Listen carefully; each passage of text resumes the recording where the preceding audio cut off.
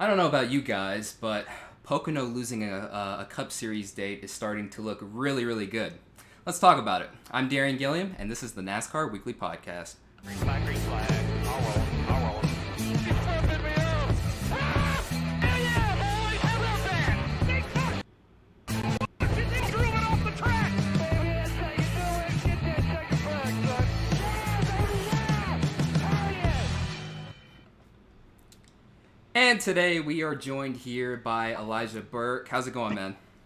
Hey, I'm good. How are you? Oh, good. Very good. And we have our usual podcast panel. Daylon Barr, the NASCAR photographer, he will be on a little bit later in the show. So let's get right into it here. So Pocono happened.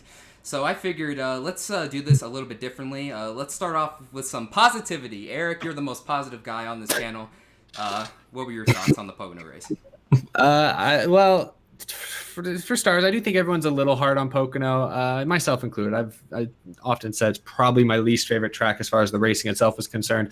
But this week wasn't all on Pocono. I don't think Pocono lends itself to the best possible racing in the world. But I do think this week was amplified only because of the aero package not going as well as I think most people hoped or most people intended. I think Pocono's a track. It's super fast, super flat, really only one lane all the way around. Minus the straightaways, I guess. And I think this package only amplified that even worse.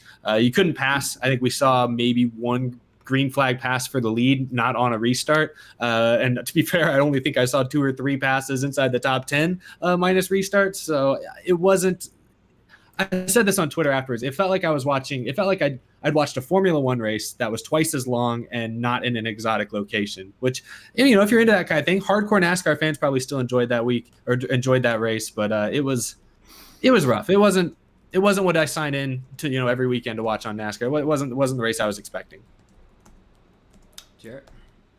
I think that I guess if we're going to start out with just a positive, I'm going to say that honestly, even though the race itself wasn't good really by any means, I do think it helps us put in perspective how good we've had it since pretty much Bristol. Like, I don't think we've had a race really below a 6.5 to a 7 out of 10 race. So, even though, we were due for a dud at some point during this season.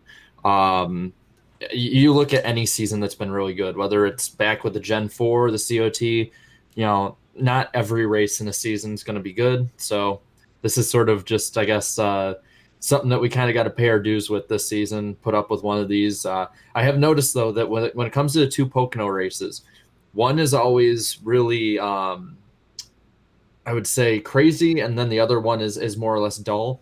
And this one was really dull. So hopefully that to balance it out and make it in perfect balance like everything should be, we'll have a really crazy race this August. It'd be nice. Danny?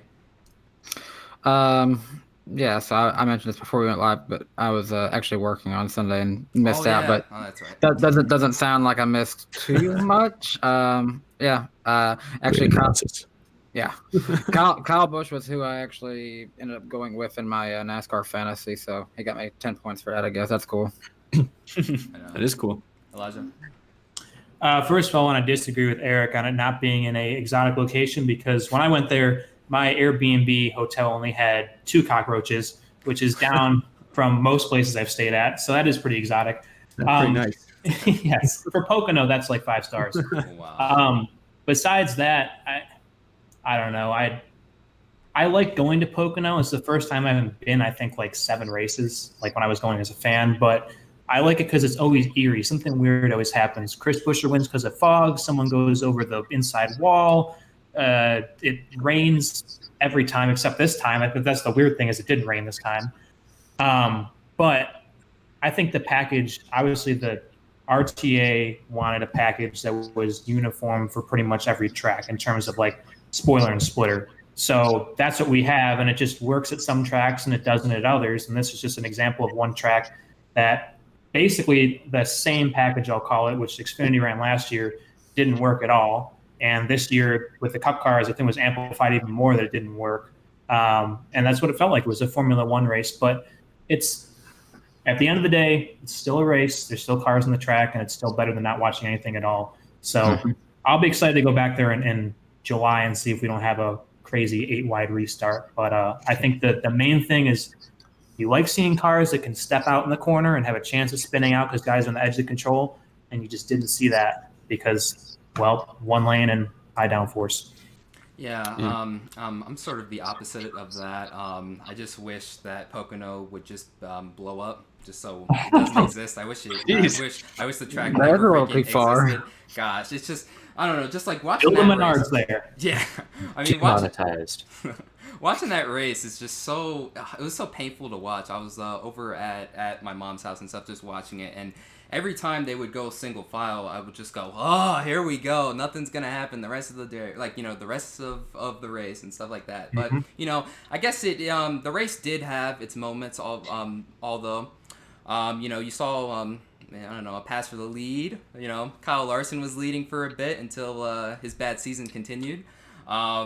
And then I'd probably say the best race all weekend was the Xfinity Series, no doubt. And what's funny is I tweeted out something that didn't age well. I was like, why the Xfinity / Truck Series race at Pocono? I will never understand. And then after the race, it turned out to be the best Pocono race out of both of those series combined and stuff. And then people were like, well, that's why they race it there, Darian, you idiot. And I'm like, yeah. I'm like, well, yeah. Set yourself up for that one. Yeah, so I basically did sort of put myself in that hole, so I had to deal with it. But I don't know. I'd probably give this race 5 out of 10. I feel like that's being a little bit generous, but Really? Very generous. Yeah, that's well, very very generous. I mean, I don't know. You just it's- talked about blowing up the track. What? How are you giving it a 5 out of 10? It did have some moments and stuff, though. I mean, it wasn't. I mean, I'll say the strategy sort of kept it somewhat interesting, but that's almost That was every the Pocono saving race ever. grace. That Yeah. was a saving grace. And I'll be honest, there were 2 people that made this race interesting. And it was Kyle Larson on the restarts and Rodney Childers in the pits, and then the crew had to screw that one up. Yeah. I mean, at the end of the day, it didn't matter, but still, the crew had to screw that one up. We go to Outback the next day and get our blooming onion, and I'm like, all he had to do was finish top 10, and now we're paying $7.99 for that onion. I'll be honest, man. I put it on Twitter too. I was like, when are we going to be seeing Kevin Harvick publicly execute his pit crew at this point? Because I don't know how much more he's going to be able to take before he just stops talking to them. After the year he had last year, this is just so unnatural. I mean, I do want to point out it's still a good season, though. He's still top 10 in points. He's just not winning, though. That's the thing. Yeah, he's the highest ranked guy without a win right now. So that's saying something, I guess. But if I had to give my rank for the race overall, I was really torn. Should I give it a 2 or 3? And I ended up giving it a 2 just because it just, aside from the restarts, which it was, when I say restarts, I only mean turn 1. And then Rodney Childers, I really didn't get too much out of it. Yes, the pass for lead was good, but you knew at that point after it, though, it's like there's nobody else that's going to come up there. There's no chance that anybody's really going to slip up. It's just Pocono seemed to be everything that the package has against it. It was Pocono. I'm really, really interested to see what we're going to be seeing this week at Michigan.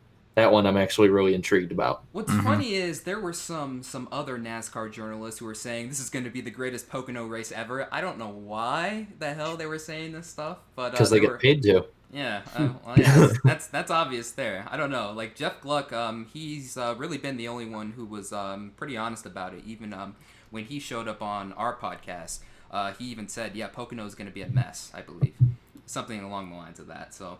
But yeah, so also with that win, with Kyle Busch winning, that is now his 55th career Cup Series win, ties him for 9th on the all-time wins list with the legendary Rusty Wallace. Not Walrus, that's the YouTuber, Rusty Wallace. I always botch that sometimes. Now that Also legendary. Yeah, also legendary. Yeah.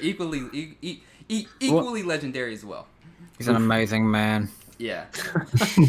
So now he is behind Dale Sr. Dale Sr. had 76 career Winston Cup Series wins. Kyle Busch is only 21 away from that mark. So Eric, start us off. How long is it until Kyle Busch either ties or surpasses Dale Sr.? I think he'll tie and surpass him probably in the same month whenever it eventually happens. What year are we in, 2019? He's 21 wins away. I think he gets there by the end of the 2022 season, personally. That means he'd have to win about 7 races a year. Actually less than that, since we still have some of 2019 to go. He could win about 6 races a year, I guess. I'm just doing math in my head right now, and that's right in his wheelhouse from what he's been doing, really in the Gen 6 era, at least since 2013. He's winning. I don't know the exact number. I mean, even the year he missed a third of the season, he won like 5 races. So I mean, Kyle Busch wins a lot in the Cup Series. I don't see him slowing down. I think he's honestly right now in the middle, or maybe even still kind of in the front half of his prime, so to speak. So I think he's only going to get better. I think he's honestly probably not even hit his peak quite yet. So I think 2022, within the next 3.5 years, he'll be ahead of Dale Earnhardt. I'll go with 2023, late 2023 there, and I'll say he breaks it at Talladega, the site of Dale Sr.'s last win. That'd be pretty That'd be cool. poetic. Yeah, and then Has Kyle Busch ever won Talladega though? That would be even more poetic. No. He won in 2008. Yeah, he won one time. Yeah, because one he's time. won the it Busch literally race and the Cup race in the same day, I think. Right. he's won That's it right. literally every track in the Cup Series. That's right. That's right. I'll be honest though, the thing that we're not taking into account is the fact that every driver has a point where Father Time catches up with them. Like in 2015, I don't think we'd be like, how close is Jimmy Johnson now? Like, when do we think he'll pass Jeff Gordon? You know, because at that point he was still doing really well, and even 2016. And now it's only 2.5 years later, and we're wondering if he'll ever win again. And then you see Jeff Gordon at the same age. Jeff Gordon, was I believe at 75 wins or 76. He was around there, around the same age as Kyle Busch, and he just had that fall off. So that's one thing that with the Gen 7 coming up, depending on how that changes the racing, I really would be interested to see how that would affect Kyle Busch. And if they're going 2021 like they're saying, that might really affect how close he gets. I think he's going to get there. I think he will, but I would guess more 2024, 2025. I don't think he's going to keep stringing together 7, 8, 9 win seasons every year. It's just, there's not many drivers who have ever done that consistently. And I put him a step below guys like Jeff Gordon and Jimmy Johnson personally. So I'd say 2023, 2024, maybe 25 if he struggles a season or two. I don't know. Elijah? What about you guys? Well, as the angry Darf on Twitter would say, Kyle Busch ain't going to get there because NASCAR will die by then. But what I really think will happen is I don't think he'll get there because he will not be racing in NASCAR by then. I think there will be a split. And I go down that route. The RT and NASCAR, I think, will have an IRL kart split by 2022-ish with the Gen 7, and they will form either their own series, and NASCAR will have ARCA and the tracks that it's bought, and maybe that gets rebranded. That's rebranded as NASCAR, and you can race there, or you can go race in your own series. I think Kyle Busch, being a racing purist and wanting to go out and run cars that he can drive that the air is not mostly driving, he would choose that series. That's my wild way out of the box. That's some conspiracy theory. Well, type I was stuff going to right ask, there. well, because for people who don't know the chat, Elijah works at Chip Ganassi Racing. So I'm wondering, do you have insider information here? Is this something you think is actually realistic? No, I have. It's realistic only because, well, Adam Stern puts it out, and Adam Stern's a very credible source. I don't think he's ever really put things out that aren't true or have some kind of truth behind them. I don't know. This isn't coming from my inside guys or anything. This is just the trends we're seeing. Obviously, is with this Gen 7, what Adam has wrote in his story with SBJ is that, it's going to be a single part supplier for these cars. Well, how much are these cars going to cost these teams, right? They could cost an astronomical amount. These teams be like, screw that. I ain't going to be in NASCAR. We'll go form our own series because NASCAR doesn't exist without the teams. It's literally nothing without them. The teams can go out and go to whatever tracks, SMI tracks. They can go to tracks that are owned by ISC, which is now bought up by NASCAR, and go out there and run those and form their own series, which gets it back to the grassroots because those are the tracks that are out there still. So that's my wild conspiracy. Anyone can shoot it down if they want. That's totally fine. But I don't think there'll be he wouldn't be racing in NASCAR to get to that win list if there's no NASCAR for him that he's going to race in. So that's interesting. Yeah. I would think, that's assuming that NASCAR doesn't make another big swing with the rules package. That's assuming they stick with 550 horsepower and something with the splitter, but with the bigger spoiler. That's assuming 2021, 22, we still see virtually the same package we see now. Say things change, say they go a different direction. I think guys like Kyle Busch to stick around. The money still tops in NASCAR. I'm not saying money's everything. And if you're a guy like Kyle Busch who's won a lot, I'm sure his finances are doing just fine, then that's probably not going to be the driving force behind it. But I would be surprised. Well, he did just sign an extension with Gibbs through like 2021 or something. So we know we're going to see him for probably 2 more years. But I don't know. That is wild. If it happens, I'll bookmark this video and I will remember to give you mad props and make sure you get the whatever the word, the credit for that. The credit for that. But we'll see. I still think Kyle Busch will be around in 4 years. I think there will be very few big name drivers that aren't, at least in their 40s, that step away in the next 5 years. That is something that I think in the next 10 years, if NASCAR continues down this trend, if the Gen 7 car drives and feels very similar to what we have exactly right now, especially on the mile and a halves, then yes, you could see. I know Brad Keselowski hinted at a couple of years ago that if they go this route long term, some drivers will step away. Casey Kane, I know he had health issues, but he kind of stepped away. We see Kyle Larson, Christopher Bell still really tight with their dirt racing roots. You don't know. It's starting small, but I think you're right. There is a chance of something like that happening. And you're right. NASCAR is only as strong, as powerful, as popular as the teams are. It only goes as they go. And if things just get to where they're not cost effective, not worth it for the race teams and for the drivers, then yeah, there will be major changes like that.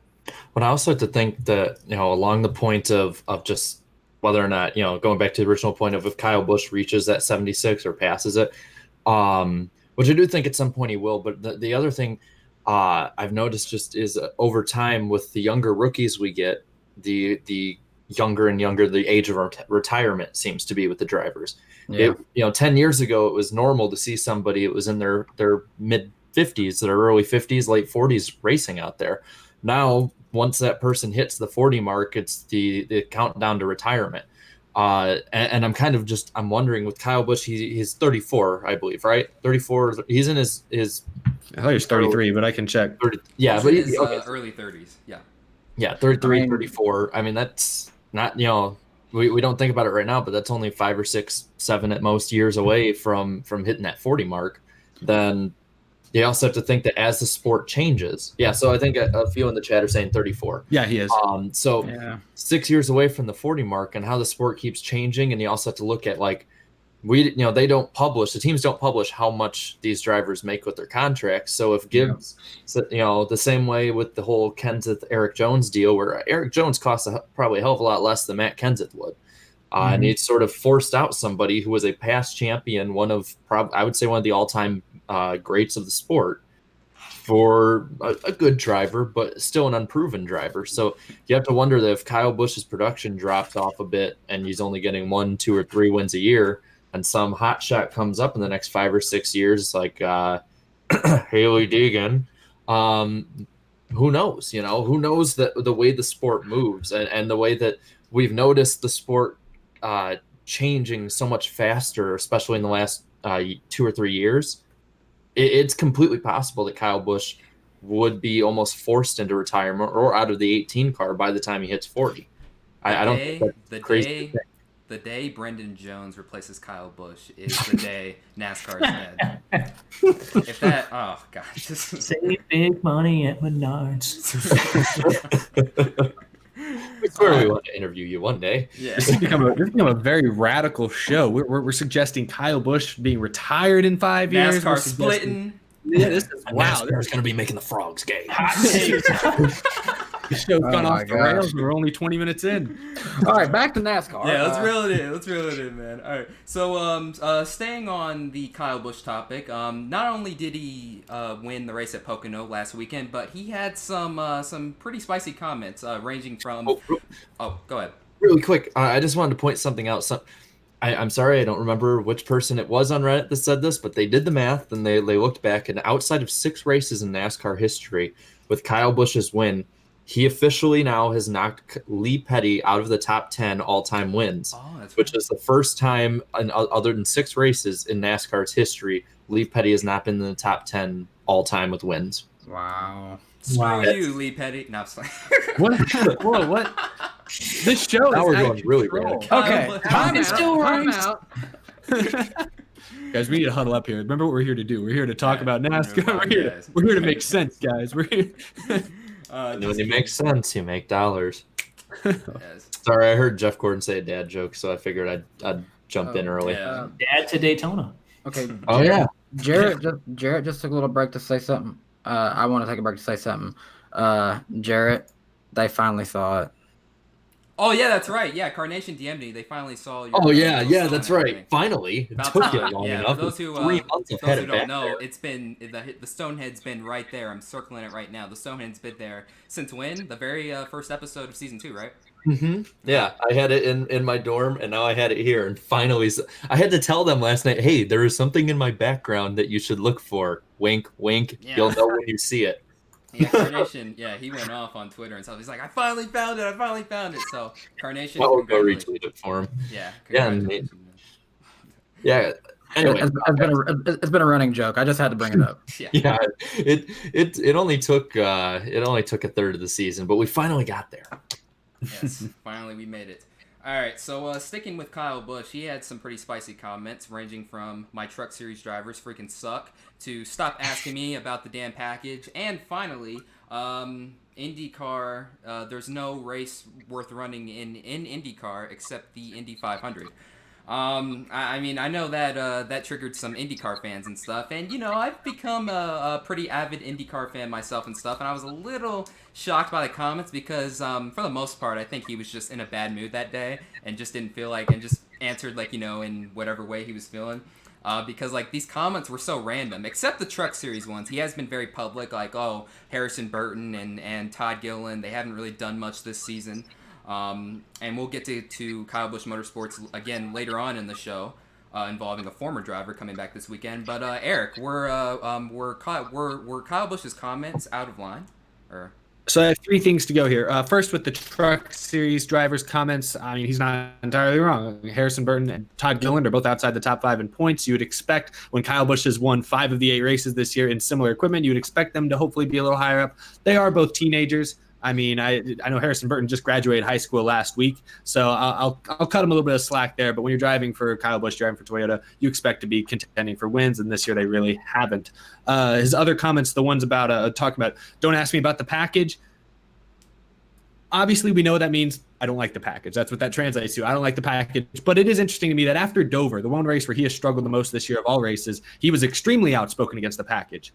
He comes into Pocono, wins the race, and now he doesn't want to talk about the package. Yeah, you guys just know. He doesn't want. I figured of all races, like Dover wasn't a great race. It was an average race. But Pocono was not a very fun race to watch. I figured of all races, a race where there was one pass for the lead all day, he would go off. But winning eases some of that pain. So this is my problem when people say Kyle Busch just speaking the truth. He's a human like all of us. He's got biases everywhere he looks. So when Kyle Busch goes off on somebody, I wouldn't just take it at face value. You got to look at what you got to read past the lines there. But yeah, I didn't have a huge problem with that. You talk about the package, don't talk about it. I don't care. The last comment about IndyCar, that's the one that was a little surprising to me. I think there's 2 ways to read it. The first way is he's saying that there's no IndyCar there's just no IndyCar race in general that's worthwhile existing besides the Indy 500, and that's very strong, and that's probably going to rub some IndyCar fans the wrong way. The other way of looking at it is he's talking about himself. Like if Kyle Busch would run an IndyCar race, the only one he would think about running is the Indy 500. And that I think is a little more fair because at least then there really is only one IndyCar race that's bigger than the average NASCAR race, and that's the Indy 500. Why would Kyle Busch go run another Truck or Xfinity Series race, or something that's kind of on that same scale? No offense to IndyCar, but the ratings for this last weekend's IndyCar race got the same ratings the Xfinity race got. So I don't think if you're Kyle Busch, I don't feel like you're going to put yourself at risk in a lower race. You'd only want to run the Indy 500. That I understand, but the problem is his comments come across as he's dissing the majority of the IndyCar schedule, which just seems, I don't know why you would bother saying that. I don't really know. Very unnecessary to me. It's unnecessary, and I feel like you're just making, I mean, you're already kind of the villain in NASCAR. Some people love you, but obviously a lot of people hate you. Why are you going out of your way to already become the villain in IndyCar? I just don't really understand what he has to gain from saying that, but I don't know. Yeah, I don't know why he bothered saying it, but I don't. So that's my reaction. All 3 of them. Sorry to talk so long. Well, I'll go next real quick. So for the one about the drivers, I kind of had a theory about that too. Part of me thinks that I think Kyle Busch in general is frustrated with the sport. I think a lot, even though a lot of fans don't want to admit it, I think he's a lot closer to being almost exactly like how the fans feel for the most part with the sport than majority of the drivers and people in the media are. Now with that note, I think part of that frustration comes from, I think that with a lot of these drivers moving up and with his team basically being the Gibbs light in, in the truck series, I think part of it is he's probably told which drivers he can have. He's told which drivers move up by someone like TRD. They're not investing all this money in NASCAR just to say, oh yeah, so you can just put all that money, at risk. They're going to have their hands on whatever goes on. So I think that's part of it. And I do think what's really funny with Kyle Busch, though, talking like this to and about his younger drivers is what Noah Gragson said last year when he signed with JRM. How Dale Jr. was a much more laid-back owner who sort of go with the flow, where Kyle Busch was, right in your face, like, get it done, like you're sucking right now kind of thing. And I have to wonder overall what, as younger drivers moving up, like a Harrison Burton, what does that do in your mind kind of and with your confidence when your owner, from what it can pretty much seems like, is pretty much dragging you through the mud in front of the media, in front of everybody, and really isn't even giving you really all but half a season to prove yourself kind of thing. Yeah. Now, really quick, that sort of depends on the driver's personality. Some people like to be pushed. Others like to, have, stuff said behind the scenes. So I'm not really sure if but both of those drivers are. There's a difference between behind the scenes and then going out and making it basically the quote of the weekend. Right. Like there's a difference. And the thing is with like full-time drivers for KBM, we saw William Byron. He went out, he did it for sure for Kyle Busch. I don't think he had any complaints for Byron, probably, even though he moved on to JRM too. But I think that was just more for Byron personally. But then you got Gragson. He didn't win a whole lot, but he still put himself in position to win a lot and was a pretty contending driver. So I mean, he didn't really. I guess we just haven't seen drivers not perform at this level yet for KBM, because I'm forgetting Eric Jones and others who did really good for him. Christopher Bell, he's had nothing but good drivers up until this point. But also Noah Gragson, his first year, he was pretty bad. His first year in the Truck Series, though, like he did win at Martinsville, but he missed the Truck Series playoffs entirely and stuff. So I'm sure he heard from him. He was at least in a position where he had Christopher Bell to back him up. So yeah. Anyway, when it comes moving on to the stuff about the package, and don't ask me about the package. I mean, we've said on this show, even though I'd say at least half of us on here don't like this package, we basically said, like, if you're not bringing anything new to the table, be quiet. And now everyone's complaining because he's being quiet. Like, I'm not a Kyle Busch fan, and I sure as hell am not a Kyle Busch defender, but he's said the same things now for really closing in on 6 months. And I just find it really funny that so many people are getting on him and on his ass about not saying anything, where it's like, well, do we want to just, it's a no-win situation for him, because he's gonna say this and people are gonna be on him. And don't get me wrong, I think winning did help with him not wanting to complain as much as before, but at the same time, he complained about the COT, and he was arguably the best driver with the COT.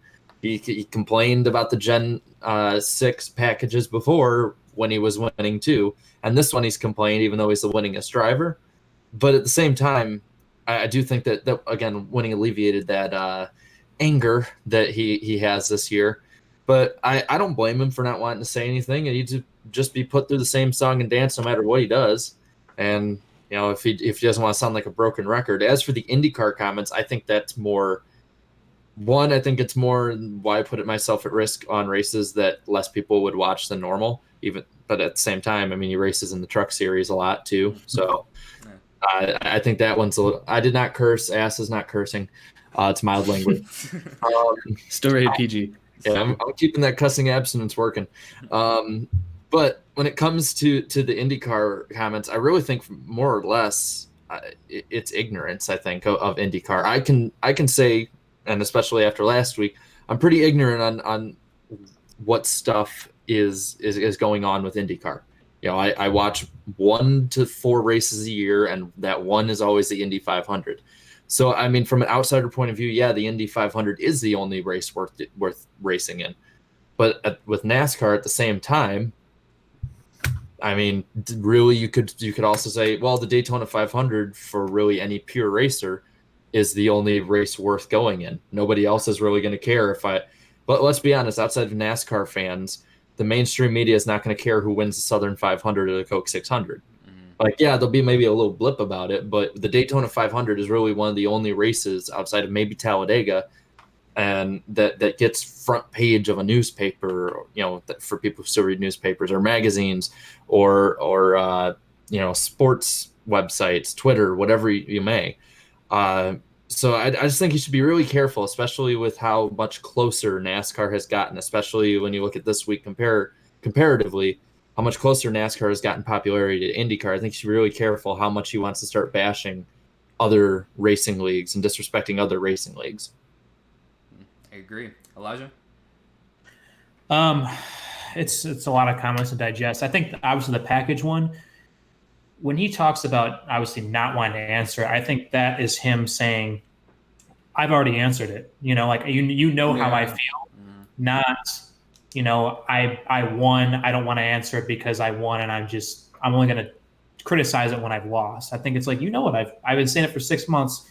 I get the same questions. I'm annoyed. You know how I feel about it. I'm not going to diss it because it's just to do that and win. He's already done that before with the COT. I just don't think that was in his best interest. The Truck Series comments, I mean, you guys talked about it. He's had a championship winning driver for KBM the past, 5, 6, 7 years, has it been?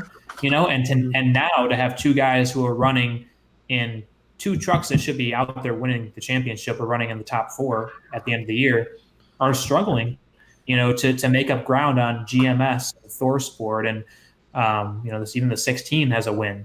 So that's frustrating. And I like that Kyle is vocal about it because I think as savage as it is for him to say they ain't doing what, it's a smack in the face if you're Harrison Burton or Todd Gilliland to be like, dang, I mean, he's not going to just tell us behind closed doors. He's going to tell everyone. We got to go out there and step up our game. And, they have the crew chiefs and the equipment and the driver behind them to do it, that being Kyle Busch as the owner. But it's savage. And then on the what was the third comment? The IndyCar. Yeah. I agree with him because Indy first and foremost is one of the most dangerous forms of motorsport that on a big scale, right? I mean, you have people like Robert Wickens last year, and you're risking your life out there. And Indy is probably one of the most dangerous tracks, I would say. Oval racing is obviously dangerous. It's just cars in tight corners, faster speeds, open wheel, draft, all that. And I think for him to put any emphasis on running any race, like you said, Daytona is the only one people know about in NASCAR if they don't really watch NASCAR. Same with IndyCar and Indy 500. Heck, half the people think Indy 500 is NASCAR, and vice versa. So for him to put the potential of injuring himself and the spotlight and a race that his brother ran as well, I think you want to go out and run Indy only. I think he also knows that we're going to have some weekends where there's going to be NASCAR, IndyCar pairings in the future, where there's going to be like maybe a Michigan race or a Phoenix NASCAR IndyCar weekend, and he's going to get asked, "You going to run this? You going to run?" And no, I'm just going to run Indy, and that's it. I think I take those answers with a grain of salt because I know the drivers know what's coming better than we do because they're in those talks. So I don't know. I think it's fine for him to say that. I mean, I'd run Indy and Coke if I could, but it's definitely a huge danger, and that's his opinion. Yeah.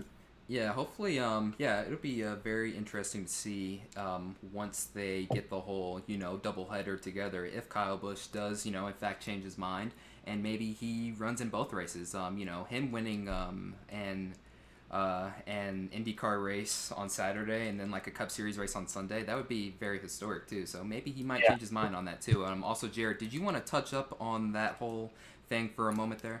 The whole doubleheader talks and stuff. Yeah, in a minute. I actually just before we get too far removed from talking Pocono, I wanted to bring up the poll really quick. Oh, go ahead. Because all right, yeah, let me just it's up. I'm gonna screen share really quick. There's one thing, all these tabs opening up. Plus, I can't remember how to screen share. No, I'm kidding. All right.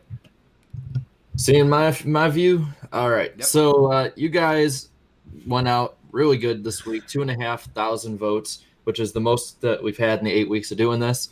People love to be negative. Yes, yes, they do. But I think it's a little more warranted. So this is the lowest. This is the lowest for a great race. This is the lowest for a good race, and is the lowest net positive we've ever had on here. 13% net positive. It is not the highest for an average race. That honor was given to Dover with 50%. But it was the highest by 10% over Dover. So it was definitely the highest for bad race. The highest one, surprisingly, before this was Bristol with 6%, but it's far and away the highest net negative. 42% net negative compared to the highest before this being Dover with 14%. So that just kind of shows you the caliber of racing. I think since Bristol we've had. I know somebody, Carnation last night pointed out that ever since I've started this, so outside of Pocono, we haven't had a bad race. Oh, that's changed. So this Carnation himself is the first comment. No shock there, saying this package works at some places and Pocono is sure as hell not one of them. Let's see. I want to see 750 horsepower. I think we all do, but I think at this point, not going to happen. This one I found so funny. I'm sorry, I don't know how to pronounce your name, but I've seen you around, so thank you. He put great, good, average, below average, bad, Pocono. So that was pretty good. Let's see. I'll just scroll down. We got a lot of comments this week. I'll just. When things aren't going on. That's another reason people were voting. Any race that Kyle wins is automatic fail. Yeah, good point. So that's probably another. This race had everything going against it. Well, here's a Kyle Busch fan, Adrian, saying the package sucks at Pocono because not many side by side. Well, yeah, but I think just in general, it's not suited for it. MDK says the Pocono just sucks overall. Track not built for NASCAR, and it showed on Sunday. Package with low horsepower with little to no throttle response was almost inevitable to produce bad racing. So yeah, and we'll read more responses on different polls later. But thank you guys all once again for really just participating. It's crazy how much the poll has grown from doing under 1,000 when it started to 2,500. So keep it up, and if you put a comment down there after voting, who knows? We might read it on the podcast. Right on. So speaking of Pocono, the ratings came out. They basically flatlined. They were a teeny bit off from 2018's a summer Pocono race.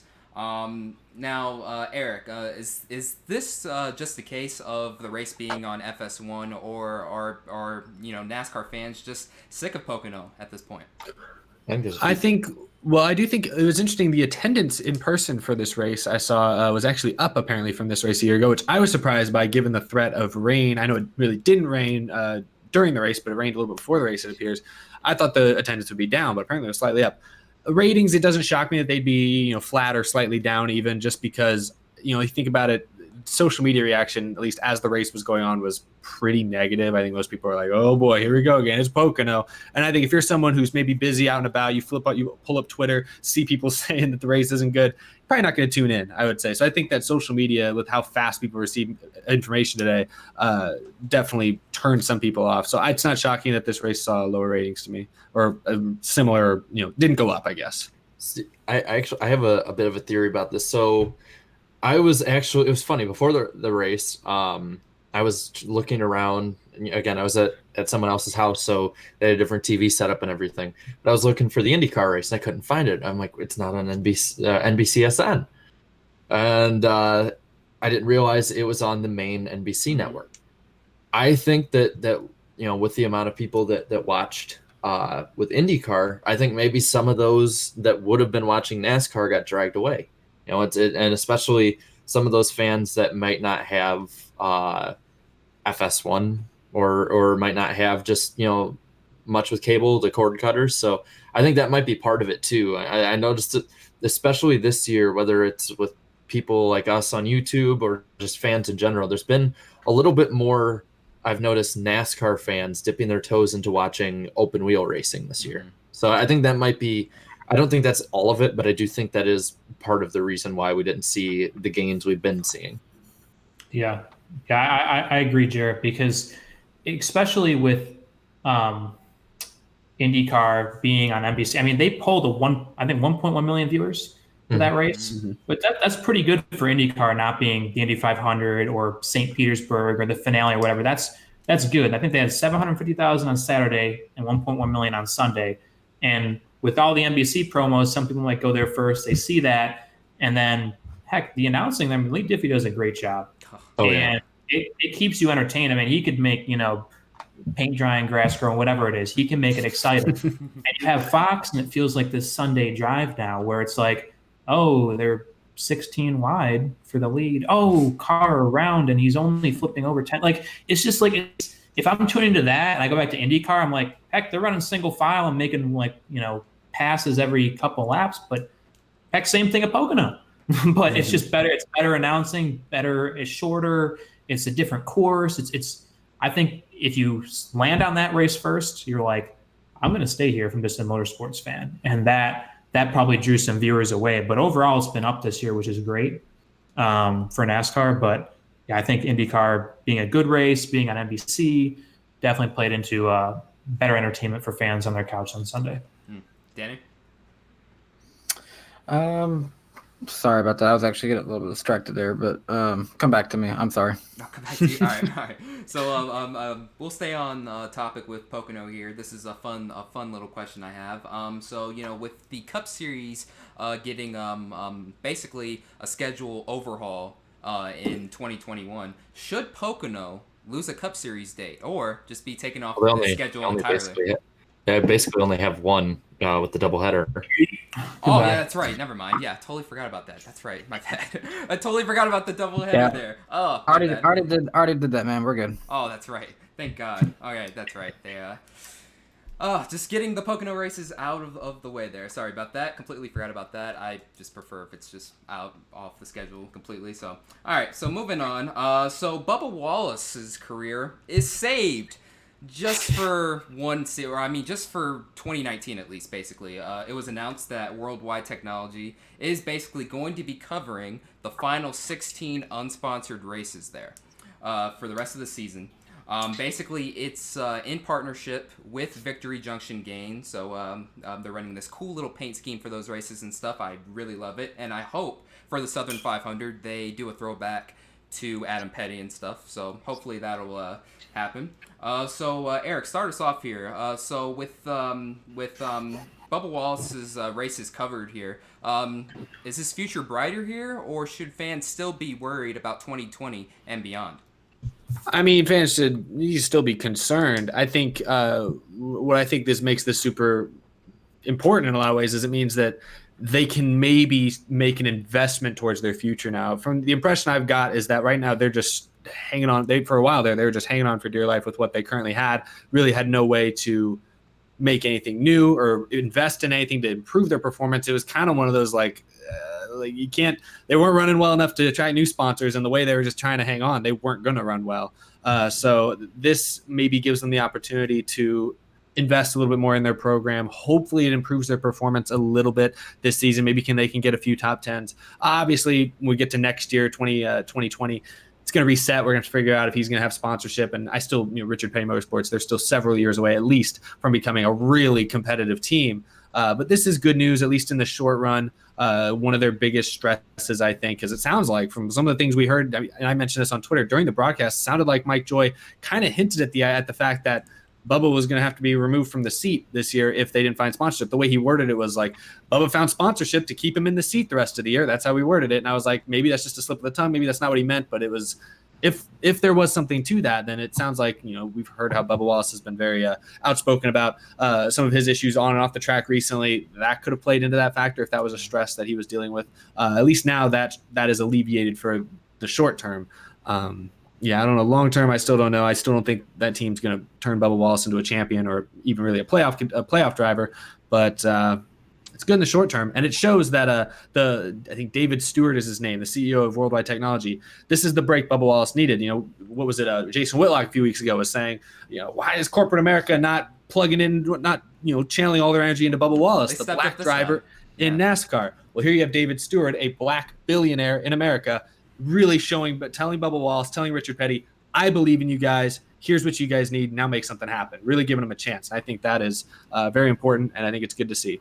I also want to point out that RPM, they found something in the recent weeks.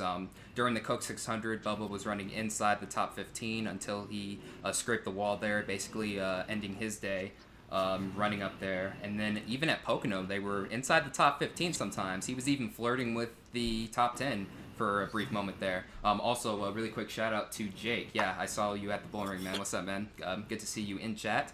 But back to Bubba and stuff, I feel like they found something with that team and Worldwide Technologies. They've taken notice of that.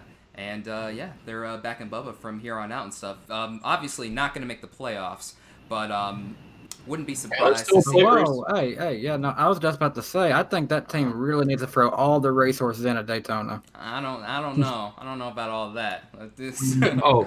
Don't blow all this money on Daytona. Let me put it that way. But definitely try. I mean, 16 races of sponsorship money on one crapshoot plate race. Yeah. Well, no, I don't mean it like that. I mean, put their biggest focus into that one. That's the one they got to have circled. Yeah, you never know. Crazier things have happened. I mean, Trevor Bayne won the 500, so anything can happen. But I mean, going back to Bubba though, it's really great to see him.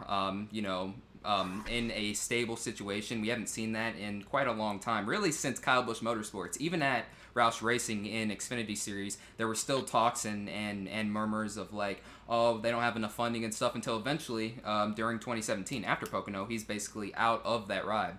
So, and he was obviously going to make the playoffs that year, and he was actually on pace to have his best Xfinity Series season in his career up to that point. So, it's great to see him finally in a stable situation, and wish him nothing but the best.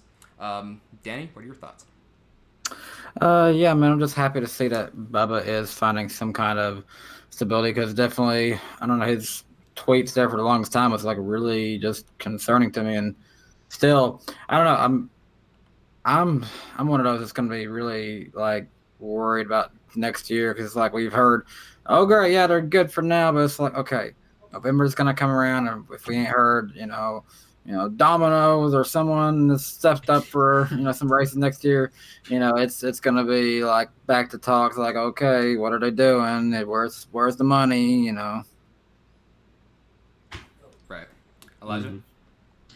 Yeah, and I think that's a huge thing is the money, obviously. And that ESPN segment they had about, why isn't corporate America backing the only African-American driver at NASCAR's top level, and in a little bit of time, of course, too.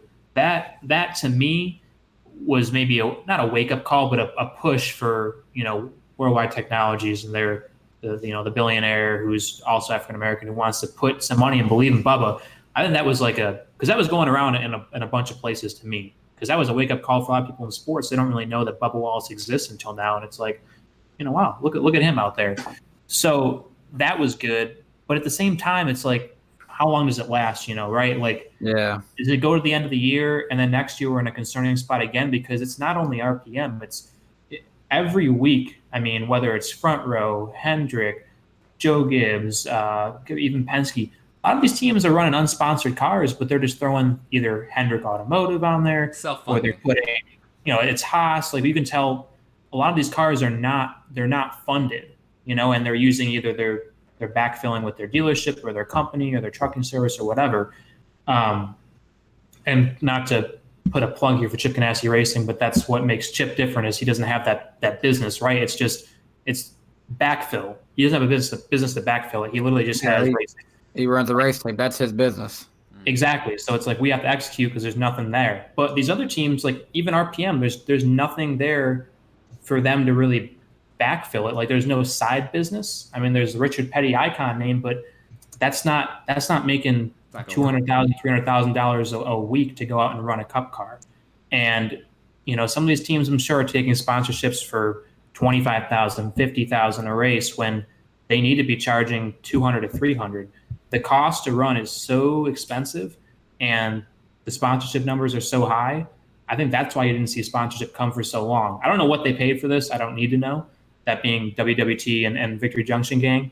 But I think that it was definitely a huge discounted rate to get something going, and maybe they're hoping to find more sponsorship as the year goes on and into next year, because RPM is a big sales team from what I've seen. So hopefully they can make something work out, because that 43 needs to be on track, no doubt. And Bubba Wallace is the personality we need in NASCAR from an entertainment standpoint, and from a great story, of course. He's a great person. Absolutely. Sponsor the brother, man. That's all I'm gonna say there. So really quick, 173 watching and only 69 likes. So make sure to lick the like button. Very nice. Yes, nice indeed. It was at 68 just a second ago, and then it just like switched. I was like, oh, okay, it just changed there at the nick of time right there. And also, just a heads up, guys, I will be reading super chats at the top of the hour, so in about 9 minutes there. So just be patient. Same goes for the second hour too. Right, exactly. That 69 is a good transition to just a quick tidbit. The fact that Greg Biffle is going to be right back this weekend. I don't know if you guys wanted to jump into that, but that's a good. I was just about to there. So speaking of KBM, Greg Biffle is back. Some younger fans know him as just the 69 guy on NASCAR Twitter. Some younger fans, but some older fans like myself and on the podcast know him as a former Cup Series championship contender.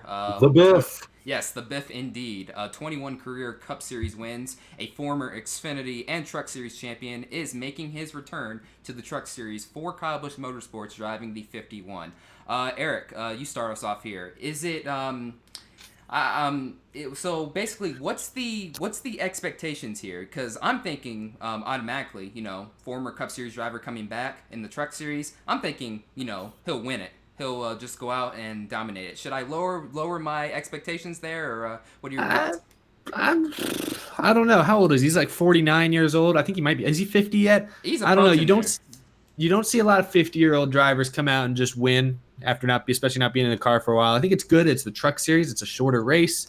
You're not in there for 3.5 hours. It's a shorter race. He's obviously in one of the best trucks. He's in some of the best equipment in this race. So I expect him, if he doesn't at least run top 5, a wreck or something might happen, take him out. But if he doesn't at least run top 5, I will be very surprised. He'll be my pick to win. I think Greg Biffle wins just because I think it'll be fun. He's 49, by the way. Yeah, his birthday is 2 days before Christmas. Mm-hmm. Well, in 1969. Oh, there you go. Good Lord. There it is. That's all I need to know right there. All right, so Greg Biffle's going to win this weekend. I think it's cool. It'd be this last couple of years in the Cup Series weren't great. His last year or two with Roush was kind of mediocre. So I definitely think it's good that he got some practice laps in back in March. I know he ran some practice laps at Texas for Kyle Busch. So I think he'll be fine. I think he'll get the hang of it pretty quick. I think he'll contend for the win. And I think it'd be pretty awesome. I think it'd be pretty awesome to see. It's going to be weird seeing him not driving a Ford, though. Mm-hmm. Yeah. Jarrett? Honestly, I'm kind of viewing this the same way, as a junior fan. I'm viewing it the same way as when he came back last year. He almost won. Well, but going into that, I did not think he would do that well. Me either. I was like, my view on this is run competitively, don't make a fool out of yourself, kind of thing. Like, no, don't. Like, the first thing that people should see from you in the past 3 years should not be you crashing somebody on accident and looking like you don't belong out there, looking like you made the right decision by not coming back. I'd say that I'd expect him probably be a top 10, top 5 truck, but it would not surprise me if he won. But I won't say I'm expecting it though. But I do expect him to be competitive. Right, Elijah. Yeah. I think it's awesome to see Greg come back. I grew up watching him in like the 16 Granger Ford, like going to KB Toys and getting that die cast and seeing him transpire to 3M and National Guard. The one thing is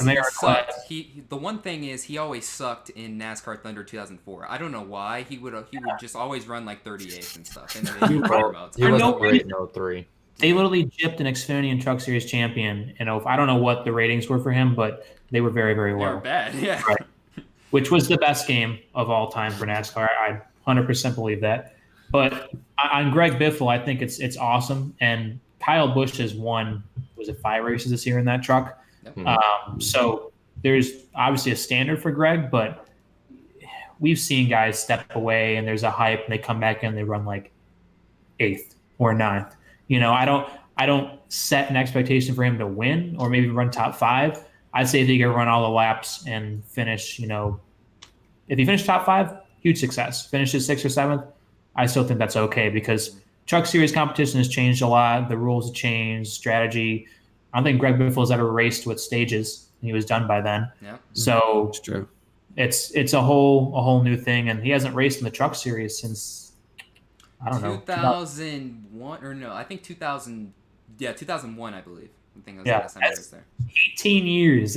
You could be born then, and you'd be legal to buy cigarettes and scratch offs before Greg Biffle got in a truck again. That's wild to me. So it'll be interesting. I'm going to watch for sure. That's one truck race I want to see. It's like when Travis Pastrana got in or something like that. Right. To me. 2004. That was 2004. Wow. So you're not legal. Don't buy he it. ran a one-off. Homestead. Eric, you're going to be at the race in person, correct? Or No, I'm not. I'm not going up there unless I don't know, unless something crazy happens in the next 24 hours. I'm not going to be able to make it up to that one. I believe Carnation's going to be at the race and the IndyCar Yes, he race. is. Yeah, there. So that's going to be cool. So Carnation, make sure to get some content for that too. And also, good luck to Greg Biffle, man. And also, I guess on one last note, if he runs bad, does Kyle Busch badmouth him now? I don't want to.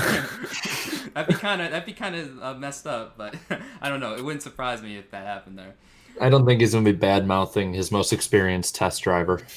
What if he outruns both Harrison and Todd? That would be bad. Oof. Sort of solidifies what Kyle Busch has been saying there. Yikes. We'll see what happens. He's doing it to prove a point. All right, so let's look at some super chats. Tyler Johnson with the $4.99 super chat. Thanks, man. His question is, any of you guys know the best ways to get hot passes without paying a ridiculous amount? Steal them. Dang it! You just freaking beat me to it. I was about to say that. Damn it, Darren. Yeah, so if you didn't hear over Darian, I said steal them. Damn it. You get them for free. Yeah. It's not legal, but it's free. It's like that SpongeBob episode where he's like, I knew this guy, I knew this guy, I knew this guy, I knew this guy's cousin. That's how you end up with the hot pass. You know someone through like 10 other people. And that's how I got my first one, was through like, I think 3 other people. So, but in all seriousness, I honestly don't know. Maybe you have to like Elijah was just saying, like, you have to know a guy, and it's like, oh yeah, I can get you some hot passes and stuff. So I don't know. You gotta have like connections to like the sponsors or the series itself. You can't. I don't think they're for sale usually. I mean, a lot of tracks sell like garage passes, maybe, which kind of give a similar access, but it's I don't know. It's not. I don't know if they're really for sale consistently. Yeah, I think the best way is to either know someone from a team, a sponsor, a driver, and it's so accessible with Twitter now. So get on Twitter and start connecting with people, and then you never know what people say when you ask for them. But don't be that guy who slides in the DMs right after they follow back. I'm not going to give you a hot pass, bro. Like, I know what you're here for. Yeah, exactly. All right, so Reverend Regime Stewart with the $2.50 super chat. His question is, which young gun Cup driver will win 50 races? Ooh, I'm gonna. You know what? A year ago, I would have said Kyle Larson, but So I'm going to say I'll go with Chase Elliott right here. He's NASCAR is basically NASCAR's newest golden boy. Hendrick seems to be on the upward swing once again. He seems to be the leader over at that team and stuff. So I could see him winning 50 races. His father, Bill, won over 50 races, or I think like 50. No, he didn't. Wait, he didn't? How many did he win? I'm sorry, 44. Yeah, 45. Yeah, 45. 44 to 45. yeah. Yeah, somewhere around there and stuff. So that would be pretty cool to see him pass his dad in wins too. So Chase Elliott. Bill is 44, yeah. He's 44. right behind Kevin Harvick. Mm-hmm. Yeah, I think it's take your pick between Chase and Larson. Kind of like you, Darian, a couple years ago, I said Larson for sure. I think, got me on the ropes a little bit right now, and I think Kyle Larson's still going to win. He's going to win 20, 30 races easily. I don't know if he'll ever get to 50. Chase is probably if I had to pick one right now, it'd maybe be him because he's already got a little bit of a head start. He's already gotten 3. Because there's some of these guys out there like William Byron. I know he's young, and I think he's going to be a championship contender, but I haven't seen it quite yet. Same with Eric Jones. Same with Daniel Suarez. Same with all these guys. Even Blaney. I haven't quite seen championship contender yet. Chase Elliott and Kyle Larson, maybe to a slightly lesser extent. I have seen it. So flashes. I'll go with one of those two. Yeah. Definitely seen flashes. Elijah? Wow. I think what we've noticed with all the young guns is it takes them about 2.5 years to get to a place where they're contending for wins. And Eric Jones, Kyle Larson, and Chase Elliott both took 99 races to get their first win. each. And I think that team is able to put wins together pretty well. I think we've had raw speed at the 42 car and a lot of chances to win. It's a team sport, and we're going to win a lot, I feel like, and Kyle is for sure. But I don't know. I got to go with Chase, honestly. Like I think he's on a better roll right now. I know I'm going against our own guy, and I think he's going to win a lot. But no one knows where the future is going to be for him, I don't think. And with us it will be, but in terms of like where he's going to be on the stat sheet, and Chase is doing pretty well right now, but Kyle will be up there too. See, I'm going to be the negative contrarian here. I don't think any of them hit 50. And I'll give you why. Tony Stewart, Buck Baker, Bill Elliott, Mark Martin, Matt Kenseth, Bobby Isaac, Fireball Roberts, Dale Jarrett, Carl Edwards. What do all these drivers have in common? They're the famous future, and they all have 49 wins or less. Tony Stewart has 49 wins. I don't see any of these guys surpassing Tony Stewart. I don't see any of them passing Buck Baker. Maybe they'll pass Elliott or Martin. I think Chase Elliott definitely has the best shot, I would say. But I mean, if I had to choose, did we specify which young guns I could choose from? Because right now I'd sit here and say Christopher Bell or Logano. Is he still a young gun? Yeah, if you count Logano. I think they mean this new youth movement that's jumped up in the last 5 years or so. I mean, if we count Logano, he's at 22 wins right now. Certainly on his way. So he'll have a chance. But again, there's also the same argument that I made against Kyle Busch about him, being up there in the top 2 or 3 ever kind of deal. It's like it's the same thing. Father Time's going to catch up to all these guys at some point. I know that's 20 years down the road for some of them, but if I had to choose any of the young guns, Christopher Bell. If I had to choose any of the young guns in Cup right now, Chase Elliott probably. Just because right now I don't think it's either there's not the consistency shown to win yet, or there's not the consistency of a team yet, or the driver themselves yet. Right now, of these young guys coming up, I think Chase Elliott is the most well put together. It was actually funny because I keep track just because I like doing it for the hypothetical. Yes, I know they would have raced different, but I keep track of Winston Cup points and how it would be. And Chase Elliott would have been 4th. And I think consistently he's finishing well. And I do think that of these guys, he's probably, like I said, the most well put together. But yeah, long story short, I don't think any of them hit 50. Honestly, I wouldn't be surprised if none of them hit 40. I'd even go that far at this point. I won't go that far, but I actually do agree with you. If I had to bet money on it right now, I don't think Chase gets to 50. But I will say this: at some point, the Jimmies, the Harvicks, the Bushes, the Boyers, and the Hamlins, they'll retire in the next few years. And at some point, someone's got to win all those races. And Chase Elliott, Ryan Blaney, Kyle Larson might be the veterans that are left. So someone's gonna have to win all those races. And I think they could get it by default. I think that. Oh, sorry. I found it so funny though, because and I'm not just saying just because you brought it up, but because in general everyone brings up Quint Boyer, but he only has 10 wins. He only has 10, yeah. All time, and it's crazy to me. And I know I'm getting off topic a little here, but it's crazy to me because I think all of us consider Quint Boyer a top 10 to top 8 driver, but it's like he never puts up the wins, man. Mm-hmm. It's crazy. Well, he just had that cursed period from 2012 to 2018. So yeah, he had the Spengate curse for a very long time there, for a moment there. So, yeah. So, but Danny, who's your pick? Yeah, I'm kind of what Eric just said. I think is making me lean exactly like how Jarrett's feeling. Yeah, I think just the fact of where these guys are coming in right now, their first 5 to maybe even 10 years or so is going to be, them trying to compete with all these guys who are in the prime of their career. And then by the time they get into the prime of their career, well, then you're going to get some other guys that, like a Alex Bowman, like a William Byron, that'll start knocking off some wins too. I mean, it's going to be hard for them to get to that once everyone else is also maturing and we get more, more rookies are going to come in. We're going to see more guys that down in the K&N ranks and wherever they are right now, they're going to come in and, it's just going to be having to deal with the people in the prime right now, and then as they get into their prime, also dealing with new rookies. So I think in general, we're getting into a very competitive time to be a NASCAR driver with the talent that's coming in. People can say a lot about some of these new kids coming in, how it's all about the money, but the fact of the matter is, there's a lot of them that also are pretty talented. So it's going to be pretty interesting for the future, I think. Yeah, there's definitely a balance there for sure. One last super chat, $5 from Sterling Simons. Thanks, man. It's not really a question. It's basically a comment. He says, if Ross Chastain had declared for truck points before the start of the season, he'd be second in the points right now, 10 behind Grant Enfinger. And that is a perfect segue into our next topic. Ross Chastain yesterday tweeted out he's basically decided to switch to basically run for the Truck Series Championship. Which is still mind-blowing to me because I didn't even know you could switch. I was just about to say that. I didn't even know that was a thing, but apparently it has happened in the past. I'll pull it up on Twitter and give some examples and stuff. Some pretty low-key examples here. Some cases even took place during the final races of the season.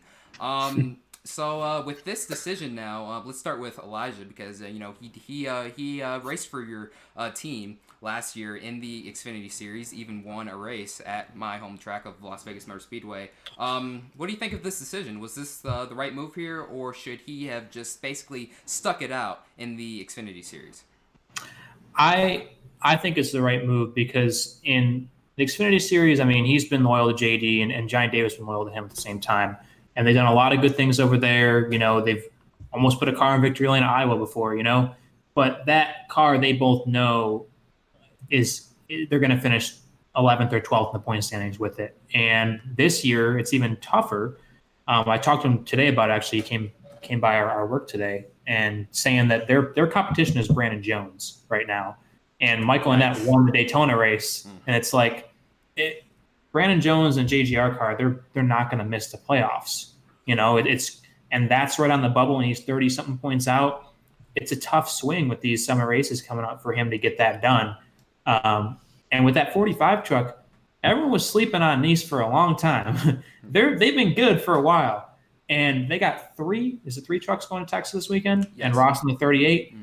That's big. They've went from one truck to three in I think a year now. A year or two, whatever the amount of time is. But Ross, he thinks is the best idea that they could have right now. # Melon Man Challenge. I support him fully because that man can drive a truck, a car, a boat, an ATV, a Sea-Doo, like no other person there is. With the vast amount of racing he does, it's trucks, Xfinity, Cup. He knows how all those cars handle. He's gone from racing the worst equipment to some of the best equipment with our Xfinity team last year, and he can perform in all of it.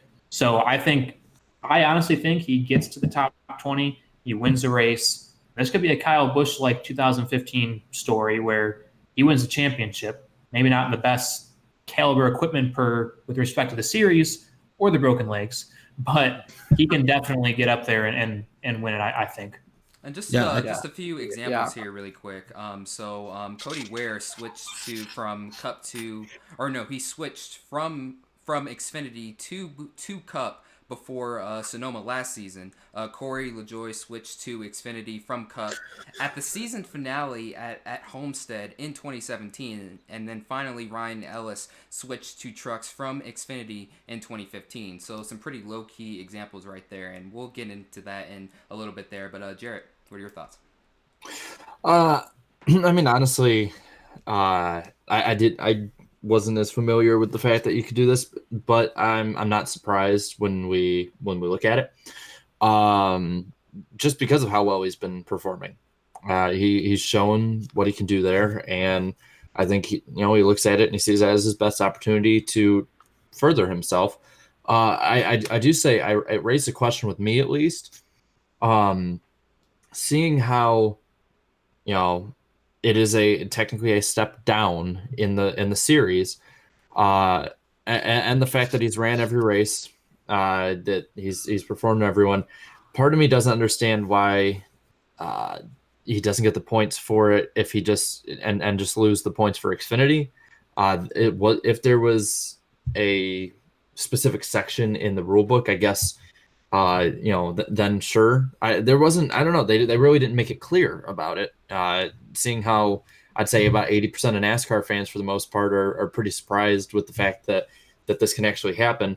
I do think that this opens up a whole new can of worms for stuff with the playoff system, and I do think, even though he's popular, that if he were to win the championship after not technically not getting points for every race, then I don't know. I don't know what to really say other than it would probably it opens up the possibility for probably to have a controversy at the end of the year with the fans, because I think that he is good enough to win. I think he will win again. I think he's going to get in the top 20, no problem. So yeah, I'll be honest. I don't really understand. It's either got to, in my opinion, it's either got to go one or the other. Either you give them the points they already would have accumulated just because, they ran those races and take them away from the other series, or you just flat out say, no, you can't change it. But the way that it's been done is puzzling to me, I guess. So just really quick, Elijah Burke has to take off right now. I just want to say thank you for coming on, man. Yeah, thanks. Yeah, thank you guys. I really appreciate it. I appreciate your show. You guys do a great job. Great personalities in the NASCAR YouTube universe and Twitter universe. And I cannot wait for the Bristol race. And I hear all you guys going down there to Damn right. set up your own live race broadcast, perhaps. Hopefully, if the technology cooperates, we'll do something. Worst case, we'll just do a meet and greet with a bunch of people. Hopefully, we get a lot of fans out there. I'll be down there. So if you ever want to just chat again, hit me up. You know where to find me. Yeah, Oh, definitely, man. Definitely. Awesome. Appreciate it, guys. Thank you. Have a great night. You too, man. No, you too, man. Take care. Always good to talk to Elijah Burke there. Also, another quick update. Daylon Barr will be on shortly, too. Last time he DM'd me and stuff. So, in about roughly 20 minutes and stuff. So, be patient on that front. But yeah, so let's continue the Ross Chastain conversation. Eric? Yeah, well, going back to what you left off with, Jarrett, I do think the issue, you can't get into a can of worms. Say Kyle Busch. Well, they don't let Kyle Busch race in every race anymore, so I guess that's not exactly accurate. But I just think you run the issue of, say, someone's running in both series, they've declared for points in one, but then they realize right before Homestead they've done better in the other. I just think that's a can of worms that you don't really want to get into there. I think it is fair for NASCAR, say you have to declare points for one series at the beginning of the season. You can't change just because you're wrecked in a couple of races over here. That being said, I think Ross Chastain's going to probably take advantage of NASCAR's probably my least favorite aspect of NASCAR's current playoff format, the fact that the win and you're in. I think your idea of a controversy here, Jared, I think there will be less of one for Chastain, assuming he does win a race, which I think that's a big assumption. People are assuming Ross Chastain's definitely going to win a race. Not quite. He's got 8 races to do it, and keep in mind the only race he did win this year, if Friesen doesn't run out of fuel, he doesn't win that race. Yep. I think Chastain will be helped by the fact that Kyle Busch isn't racing again this year. He has Biffle this week, but no more Kyle Busch at least, so that helps. But if people acting like it's guaranteed, he'll get in the top 20 for sure. He might win a race. A toss up on that one. But I think ultimately the controversy, if he does win a race and make it in, and if he does make it all the way to Homestead, won't be as bad as, say, the Kyle Busch one, because Kyle Busch's case, he straight up didn't run a third of the races. Chastain ran them. He didn't get points for them, so there's still a little bit of controversy there, but he at least did run them, so the racing purists might be like, oh, well, he did run the races. I don't know if it'll be that big of a deal, but as far as whether it's a right decision or not, I do think it's kind of interesting. We've had drivers on this show. We had Austin Terrio on, I remember, a couple months ago, and he said that one aspect of his career that he was really focused on, that a lot of drivers are apparently really focused on, is the idea of being a cup driver. Like, he wants to brand himself as a cup series driver. It doesn't matter if he's driving in crappy equipment. He's a cup series driver, and that's important to a lot of drivers. Obviously, Chastain is a cup series driver, but in this case, he was an Xfinity points driver. That is a step up from trucks. So this feels like that's going against that idea. He's going down in series. Now, if people ask, he's more of a truck driver than he is an Xfinity driver. And to some drivers, it sounds like that would be the opposite of what they do. From a fan's perspective, I want to see Ross Chastain contend for an actual championship. I want to see him have a chance of holding a trophy at the end of the year. And in the Xfinity series, as much as he's outperformed his equipment, that's not going to happen. Cup series, obviously not. Truck series is the only place it might happen. He's actually got a somewhat decent chance. So from a fan's perspective, I think it's the right decision. I just think it's interesting that Ross Chastain made that choice, because I don't think there are a lot of drivers out there that would have.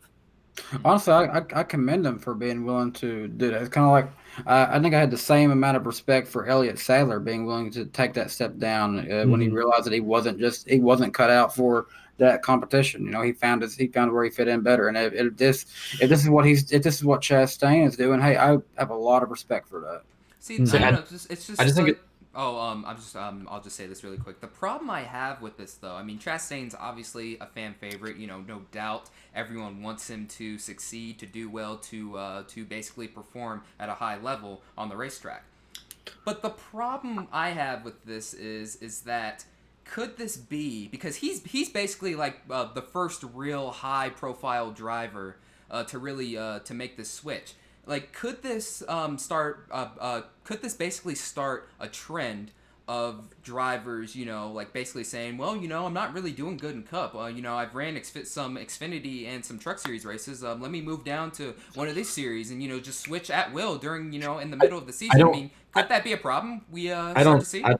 I don't think that would be just because of the contracts and stuff with Cup Series drivers are probably much more constricting and to the letter without, and probably I think with this it'll probably close up loopholes that some people like sponsors or teams probably forgot or didn't know that they needed to close up if they hadn't already. I am still on the fence post on basically I don't think that he should have been allowed to change it. I think once you declare, you've declared. Absolutely. Especially since he's basically trying to run as many races as possible in every series. It's just one of those things where it's like, you made the decision, I think, at the end of the day. And I think even with those people that are lower profile, you made the decision. You got to live with it. It's not something that, because like, is it now something you got to ask is there a limit for how many times you can change? Like, did NASCAR say, oh, you can only change once? Or is it just one of those things like, hey, it's there. I can do it. Why not? And sorry about that. I don't think this will ever be a problem with Cup drivers just because, again, it's much higher profile, much bigger, more constricting, if you will, contracts. I mean, you look at a lot of these Cup drivers can't even race another series with their contracts. But I do think it will probably be something we see more often now that, especially if he wins a championship, I think it sets a trend. I think other drivers see where it's like, this could work. I don't think it's going to be like, 5 drivers a year are going to be switching, but I think it's like you could see a driver a year switching over if it is I wouldn't say if it's lucrative for them, I guess. Yeah. I think Chastain's a very special case. I don't think this is going to happen very often because there is that punishment built in. When you make that switch, you have to go back to 0 points. And I think that alone is going to deter a lot of drivers from making that change. And I think Chastain's a special case because I think he probably made this decision back in late December, early January when he thought he was going to be at Ganassi. And then when that fell through, he probably should have changed back then. But I think he thought, I've already kind of committed to the Xfinity Series. I'll focus on that. I think he just didn't expect those trucks to be that good. I don't think he expected to win a race or be in contention to win races. And I don't think any of us did either. Like Elijah said before he left, a lot of us have been sleeping on Nice Motorsports. And I think it's just not too often you see a guy perform better in one series than the series that they declared points for. And that surprised them. If you like, Kyle Busch knows he's going to run better in the trucks than he is in the Cup Series. He knows that, but he also can't run a full truck series, so there's reasons he doesn't do that anyways. There's more money in Cup. I just think Chastain's more of a special case in this case. I don't think that happens very often. I sort of agree with that to a certain extent. Yeah, go ahead, Dan. I was thinking about this. I guess I'm thinking. Actually, we already saw another guy who started in the Truck Series this year. He's kind of made a switch, albeit a much more different switch. Myatt Snyder, he switched from trucks. He's now full-time NASCAR European for this year now. So, I mean, I guess I'm thinking about it. We actually have seen this more often than we really think. Just another thing I don't like about this either was that now that he switched, he essentially took took away some of the Xfinity Series points for some of the other competitors too, for basically no reason now. I feel like that's that's another thing that people are failing to realize here and stuff. Like how does NASCAR handle that now? It's like, okay, well, he's not running in Xfinity anymore, so do we just basically take away all of those points in that series, or basically let him keep those points even though he's not running for them anymore? And then there's just some other guys in there who are probably thinking now, like, man, oh, well, we could have had some extra points here or something like Well, that. You know what I mean? Like it's the same. It's the same thing as when Kyle Busch comes down the Xfinity Yeah. Series and wins. I don't think that's a big deal. I don't think teams are looking at like, dang, I got beat by a guy that wasn't running for points. I mean, that just happens every week. Yeah. I don't think that's really a controversy personally. Yeah, just a thought of mine. All right, Mhm. so yeah, but anyways, basically, we wish Ross Chastain all the best, and I hope he wins. yeah, if he wins the championship, free watermelons for everybody. Hopefully. I'm not a big fan of the winning you're in, but as long as it's here, might as well make use of it and have a good guy win a championship. Yeah, we'll have to wait and see what happens there. So moving on. So I don't even know how to say this. Delaria, is that how you say it? Delara. Delara. Okay, all right, there we go. So Delara is planning to basically assist NASCAR in helping design the Gen 7 car to have it out by 2021. Jarrett, does this ease your mind in terms of the way the Gen 7 process has been handled, or are you still worried here? If that was part of it that they were keeping behind the scenes, it would probably be a little less. I'm just the thing I keep hearing is that the Gen 7 or from stuff I've been hearing just recently is that the Gen 7 looks more like a like it's gonna be a spec car, and I'm not crazy about that. I think that the team should have as much leeway as they can without it being like overboard. I guess you could say. I don't have the expertise to say which thing should be what and which wouldn't, but I mean, a lot of people have been very positive about it for what they've done in other series, so that's fine. I will say I'm now positive about it, seeing how it's made another meme out of you. That makes me happy. Yeah, I see the chat. But I'm still very on edge. I still think even with this announcement, they should hold back a year or two. They need to have, in my opinion, years of testing to make this car right, or at least be in the right direction. And there shouldn't be out of nowhere or these big new announcements about it without seeing the car yet. Because if this is what they're announcing now, is we're planning to announce, it's that they're planning to design it, right? With that? Yes, I think so. And build the chassis as well. I think they'll be the ones that actually construct a lot of the chassis. So the thing that I'm thinking is that this should have been something we heard about in 2017. Yep. Or 2016. This isn't something that we should have, just now been hearing about. And then on top of that, when you hear that it could be, sort of almost spec racing, that just, I don't know. It does not, in my opinion, paint for. I mean, we saw what it was. We saw what spec racing was for the COT, and while I do think the COT was better than people remember it for, I do think that over time we saw a gradual reduction in good racing with it. Mm-hmm. So maybe they can smack some sense into them and try and have it to where there's a little more leeway. But I'm still not sold with any of it yet. Yeah, I agree. And I agree with what you said there. This is something, if this announcement's really happening now, and it hasn't even been confirmed that they are going to work with Delara, that Delara is going to work with them to build anything. The fact that isn't even a confirmed thing, they're just talking to them about planning the car or building. That means they need to push this to 2022. I don't know the workflow. I don't know how long this is supposed to take. Remember, we had Jeff Gluck on, and he said that they should be, to make a 2021 deadline, they need to have cars on track this summer. It's the summer, and they're still talking about working with a company. I think they're behind. I think they need to push it to 2022, take their time. Obviously, or whatever. No, I shouldn't say obviously. I hate saying obviously. That makes me sound like I'm like way above everyone, that everybody else is not on the same page as me. So I hate saying it that way. But what I meant to say is, everything I've heard about Delara from IndyCar fans is very positive. They say they've done good things for IndyCar. I think they're involved not with F1, but with like some of the other like Formula 2. I don't know about Formula E. I feel like the lower divisions, yeah. Yeah, some other series as well. So they're very respected. They obviously have a good portfolio, if that's the right phrase. So I like that. I think they're at least working with a competent company. So that's good. This doesn't say anything about what direction they're going, horsepower-wise, downforce-wise. We have no idea what this would mean in that case. So it doesn't give me any new information there. In a nutshell, I'll take this announcement as a good thing because it means we have a reputable, respectable, company working on construction of the Gen 7 chassis. That's all I get from this news. That's the biggest thing I get from this news, and that's a good thing.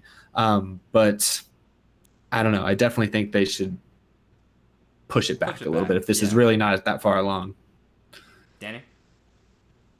Yeah, I mean, I'd be very curious about as to what they intend to do. If it's just really one of those things, just I don't know. We can speculate on it right now, but I just want to see it. That's more one of the things that see it, believe it when I see it, I guess. We've seen some good-looking concepts from some fans.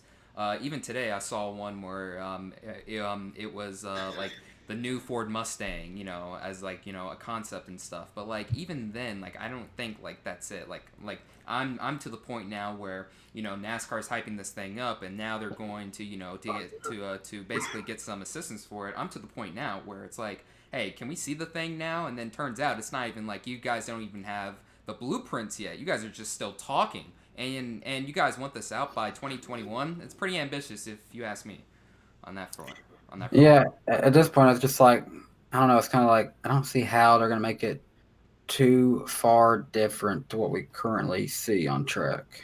Well, I mean, they've already given some little sneak peeks and stuff. They even what's his name, who was on the Dale Jr. download. Even he said he was like, oh, well, we're sort of going to take some aspects from, this Gen 6 package and put them into the Gen 7, which, to me and Jarrett, we're, holding our front. We're, we're basically going to stay the same on that front and stuff. And I know Eric's a little bit different on that front as well.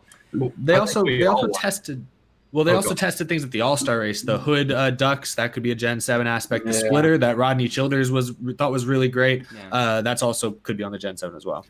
It's just, it seems like the more and more stuff that we actually hear about the Gen 7, and it's what I thought when we announced this new package, is the more and more we hear about the Gen 7 is more and more like this package, both with the horsepower and, and the downforce and everything like that. I just, I still see fans saying it's temporary, and I'm like, no, I don't think it is. I don't think it's going to be all out the same way with Gen 7. I do think there's going to be differences, but the big problem that I have right now is like with Gen 6, they were testing stuff in 2010. With the COT, they were testing stuff, in 2004. They were doing this stuff years and years in advance. In the time frame that NASCAR has only started planning this and will have to then test, they were already on track with these other generations of cars. Mm-hmm. And say what you will about Gen 6 and COT, but if they have that much time to plan with that and it still doesn't turn out great, or at least not as good as fans like, I don't want to see what a rushed project is. It's like, it reminds me of when I was in high school and I would push off until the last day of writing a 5-page paper, and then basically would just make complete run-on sentences over and over and over again. So I met the quotient or quota or whatever. It's very disconcerting. Speaking of which, we have our second guest, Daylon. How's it going, man? Hey, going on, guys? Just got into Texas from Orlando. My flight got a little bit delayed, so I'm late. Sorry about that. Oh, it's all good, man. It's good. Yeah, no worries. Literally, the chat has been asking where guys hear me? Yeah, we can hear you. Can you guys hear me? Okay. Okay. You're just cutting out. You're just cutting out a little bit there. So. Roboting. Yeah, just roboting a little bit there, unfortunately. But yeah. Give me 1 second. But Jarrett, continue. I pretty much went through what I was saying really about Gen 7. It just, I'm still, until we see the actual good racing product on the track, it's going to be really hard for them to sell me on, this is good. This is going to be, this will be the best thing since Gen 4, like a lot of people think it's going to be, kind of thing. Yeah, so we'll have to wait and see what happens with that. So while Daylon gets settled in there, let's take a look at the stream. We have 155 people watching, but only 99 likes, almost to 100. 100 Make now. sure to 100 now, just updated on my screen. Make sure to lick the like button, folks. Appreciate you guys tuning in to tonight's edition of the NASCAR Weekly Podcast on Black Flags Matter. So let's get back into the topics here. So it was announced this week, Amazon store to be exact, replaces Microsoft in the cloud category for NASCAR. They even did some big history thing too on their on NASCAR's YouTube channel. Eric, with talks of sponsors leaving the sport and stuff, how does this look on NASCAR's front? I mean, it's good. You got Amazon involved. I to what capacity yet we don't know, but it's always good when you see it's good to see Amazon dominates the world in a lot of ways. It's good to see newer businesses, people that are really blown up now, invest in NASCAR rather than, I feel like with some other companies leaving NASCAR's kind of been left with the remains. It's nice to see a company you don't see Apple in NASCAR, you don't really see Google in NASCAR, but you get Amazon. I mean, that's in whatever capacity, that's a good thing. Jarrett? I think it's pretty good. I am kind of interested how with the way that sort of just our culture in general has been changing with it. I'm wondering how much push they're going to be putting for NASCAR out there, how much more added exposure that the sport and just everyone involved really in general can get from it. Is there going to be more Amazon ads now on YouTube for NASCAR related content? Is there going to be more maybe on Amazon commercials on TV? Is NASCAR now going to have a little blurb when they show all the little things they have and they're in? I'm going to be really interested in it. At the same time, I do have to wonder with how people are sort of more and more wanting new stuff just in general with different big tech companies and wanting different regulation stuff. I'm wondering how that'll affect the contracts NASCAR is making now. But as of what we've seen right now, I think it's a net positive, personally. Mm-hmm. Absolutely. Danny? Yeah, I could definitely see Amazon maybe stepping up some sponsorship game with NASCAR. Be a good time for them to do that. Maybe I could see them sponsoring a race or something like that. I think Amazon 500 has a good ring to it to me. Right. That'd be cool. I don't know if Daylon, if he's frozen there. Can you hear us? I think he's gone because if I click on him, it doesn't really go to his. Yeah, he might be having. If he said he was in Texas, he's probably at a hotel. I don't know if that Wi-Fi is going to be top notch, but hopefully we can get him connected in time because I want to hear his picks. If he's in Texas, that means he's going to be watching the Texas race, maybe IndyCar too. I want to hear maybe his predictions for those as well. Did we go in depth about the doubleheader possibility with IndyCar and NASCAR? Because I have some interesting theories. Yeah, we did not go in depth yet. So if you want to do that right now, oh, there he is. He's back. How's it going, man? Sorry about that, guys. Hotel. It's still.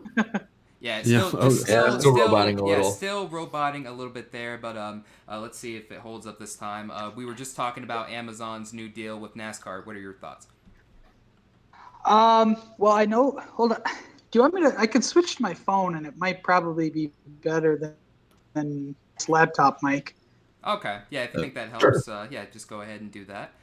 While he does, while he does that, let's get more in depth into the whole doubleheaders and stuff. We spoke about it for a brief period, during when we were discussing the Kyle Busch comments. So Jarrett, you had some stuff to say about it. So go ahead, the floor is yours. So what I'm kind of thinking with this whole deal is you look at. I think that this isn't exactly NASCAR and IndyCar as a sanctioning body saying we need to do this. I think this is NBC saying, hey, we've acquired NASCAR. You're one of our biggest things, especially on NBCSN. And hey, we literally just got IndyCar, and we're with all of this, and we're going to push the hell out of it. So personally, what I think with it, I know people have been talking about the Indy Road Course. I know people have talked about Texas. I know that people talk about the Roval. Personally, I think that whichever the doubleheader is, because through the contract with the TV networks, they have to stay at 36 races. All these people thinking that they're going to go below that, not going to happen. What I think is that it's going to be in the last 20 races of the year, and I think it's either going to be one of probably three tracks. It's either going to be Chicagoland, so they start out with a bang, get all the racing fans in. I think or it's going to be the Roval, because it's one of those just weird things that could probably suit both series, and it would add an extra little bit of hype to that. Or Texas has been the one that keeps popping up, and that's the one that I least want. I would be so cool seeing Chicagoland, but at the same time, they don't just have a triple header with the three main series. They also have ARCA, so it would be, I don't know if they would maybe have a doubleheader on Saturday because the Xfinity race would be during the day and then have the IndyCar race at night, or switch them vice versa like that. But I really personally, I'd being a little greedy here, I'd want it either Chicagoland or then the Roval. But I don't think it would happen on the Fox portion of the year. NBC would not want in any way to help. I wouldn't say help a rival because it is part of the NASCAR one, but they would want to get the maximum gain for themselves out of it. And I really think that they would push hard to have it in one of those last 20 races of the year. And I don't think it'll be the Indy road course. I don't think that IndyCar is going to want to move any of their stuff at all for a doubleheader. And no, the Indy 500 will not be on a Saturday. They're not going to move that. None of that crap. But it's, long story short, it's going to be probably in the last 20 races of the year in the NBC section, and probably in one of the races will be on the main NBC network too.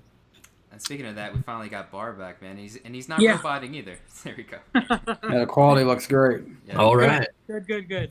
Yeah, so great quality there. So my question was about before you switch to your phone, what are your thoughts on Amazon's new NASCAR deal? So I know that the NASCAR media site has been using Amazon Web Service cloud hosting for a lot of their media data, such as like weekend schedules and the databases of transcripts of press conferences and things like that. So I don't know what the monetary deal is with NASCAR and Amazon, but archiving past races and races in the future and everything will only create better content curation for fans and stuff like that, Mm-hmm. Absolutely. Yeah. And we were just talking about a minute ago the IndyCar NASCAR doubleheader rumors that have been going on lately. I don't know if you've kept up with them that much, Daylon, but what would be if NASCAR and IndyCar were to run at the same track, same weekend in the next couple of years? What track do you think would be the most likely? What would be the best? Now, I talked with I think you guys already had Elijah on, right? Mm-hmm. Yeah. I think we were talking together, him and I and Brad Perez and everyone that was up in the condo corner there last couple weekends ago in Charlotte. We were talking about how it would be awesome to have IndyCar, NASCAR, and IMSA as a triple header on the Roval, the Charlotte Roval. We think that would be freaking sweet for IndyCar at least to come there and do a doubleheader. Oh, Yeah, I would want the Roval. I know the other tracks, and you hinted this a second ago, Jarrett. Other tracks that have been discussed include Texas and Indianapolis. I like what you said though, Jarrett. It would likely have to land on the NBC part of the NASCAR schedule, but I don't know how much pull NBC would have in this case because Indianapolis seemed pretty confident that they could land it during their May, not during the Indy 500 weekend, but during like when IndyCar's on the road course, they could maybe bring NASCAR in to do the Brickyard 400 early in the year. They seem to think that was realistic. Texas has a race on the NBC side of the NASCAR schedule, so maybe that would be realistic for that sense. But I agree. I think the Roval would be, and I think you said that too, Darian, or I don't know if you said that, but the Roval would be the most interesting because I think it would put on the best show for IndyCar of those tracks, and I think it would also put on the best show for NASCAR. No, Jarrett said that, and I also agree with that too. Yeah, the Roval, that would be pretty epic. Go ahead, Dan. Okay. I kind of want to point out something too is that the NBC and Fox, they use the same broadcasting people at the track for the entire season. It's BSI Broadcasting. So they use the same camera people and whatnot. They just have different booth announcers, that sort of thing. And if you think about it, the trucks are here in Texas along with IndyCar this weekend as a doubleheader. And that's a Fox Sports 1 race and an NBCSN race. So they're kind of already doing that with the mixed network. So I don't think that would be as much of an issue as it would trying to get the Cup Series and the IndyCar people to try to come together as one.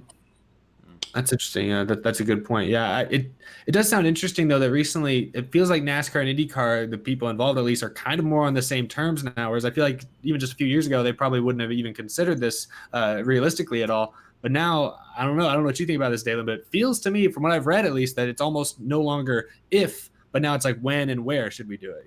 Yeah, I've heard Chicago is one of those places that really could happen. Mm-hmm. Yeah. Have Do you feel like five it's got to be races. do you feel like it's got to be like an SMI or an ISC track, or do you think that would matter? I don't think that matters. I guess Indianapolis isn't owned by anyone. We've heard talk about Chicago, and we've also heard talk about Sonoma, and that's an ISC versus an SMI right there. Yeah, just one. Yeah, we'll see what happens. Not a matter of if, but basically when now. So we'll have to wait and see. Maybe don't throw it out at a question for 2021 for maybe like an Iowa where the IndyCar runs and we're hoping to change it up in 2021. Maybe Iowa gets a cup date. Maybe we could work it out for there too. Yeah, absolutely. Just don't do it at Kentucky, please. Just take Kentucky off the schedule. or Pocono either. Or Pocono. Yeah. Okay. Oh man, I Daylon, love Pocono. You're the only one. You're a photographer. I'm sure Pocono's got to be like one of the most just picturesque tracks on the circuit. Well, see, for him as a photographer, probably the time just flies by. He's just taking pictures. He's not having to really worry about what's actually going on. Yeah. The worst part about Pocono is the cautions. Oh, Because they take forever. Because then I'm sitting there for 3 or 4 laps, and they're 2 minutes a lap, and it's just like 10 minutes of doing nothing because you can't really take pictures while they're under caution. Yeah. Because everyone knows that they're not actually that close together during the race. I'm looking in the chat really quick. I know it won't happen, but I would love it, hypothetically the option to have it. Caleb Matthews says quadruple header F1, NASCAR, IndyCar, IMSA at Circuit of the Americas. I would love that to happen. It's not going to, but that would be probably an American race fan's dream. Honestly. garage stalls. We will build them. We talked about in the with some of my friends and Elijah too. We were talking about having IndyCar, NASCAR, the Cup Series, Xfinity Series, and Truck Series, and ARCA all at the Roval with IMSA, and have like the Truck and ARCA race on Thursday on the oval. Oh. And then Friday, you run like a IMSA 8-hour enduro. And then Saturday, you run the Xfinity race. And Sunday, you run IndyCar and Cup. Goodness. That would be another dream. Yeah. For a moment there, I thought you said ARCA at the Roval. I thought you said that for a moment there. I was like, what? ARCA at the Roval? Oh, God. Trucks and ARCA on the oval, and then There you go. They switch the configuration to the Roval for Friday. Or better yet, put ARCA and trucks on the dirt track over there. Even that too, yeah. Dang. I mean, ARCA's losing their dirt races this year for going into next year, so that could be a good substitute. Yeah, we'll see what happens with that on that front. But I think for the most part, this is something NASCAR fans and IndyCar fans don't usually agree on most things when it comes to their respective motorsports. But I think this is one thing that we can all compromise on. All right, so the last topic of the night. Some rumors are basically already starting for this season and beyond. So Hattori Racing in the Xfinity Series. There were some concepts that came out. Also, even some Japanese paper even had one of their concepts in their paper. I tweeted that out last weekend. So we were hearing some rumblings that they might be running some Xfinity Series races this season, some select races. Maybe Daytona's the first race. I'm not sure on that front, and I'm not sure how many races exactly will be on their plate. And maybe they might want to go full time in 2020. Jarrett, is this the right move for them? I think if they slowly, get back in, just sort of. So I guess take a Wood Brothers approach is how I see it. The way the Wood Brothers were from about 2008 till now, and just so build yourself up over time. Same with the way that Furniture Row did it. But yeah, I'd say, and honestly for me, the more teams, especially if they're competitive, the better. So I'm all for it. Yeah, I agree. Same thing. I don't know. They're not going to jump right in and go full time, and obviously depends on the driver they peg for it.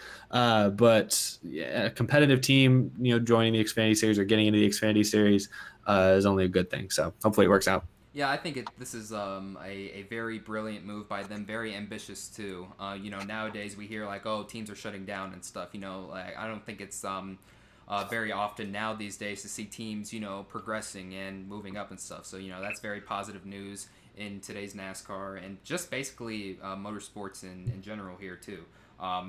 And now, as far as their driver goes, I would assume Austin Hill would, get the opportunity in that ride and stuff. I guess, in a perfect world, Brett Moffitt would race in the Xfinity Series for them. But that would be kind of awkward, though, don't you think? Yeah, that's I don't think that's ever gonna happen. So, Daylon, what are your thoughts, man?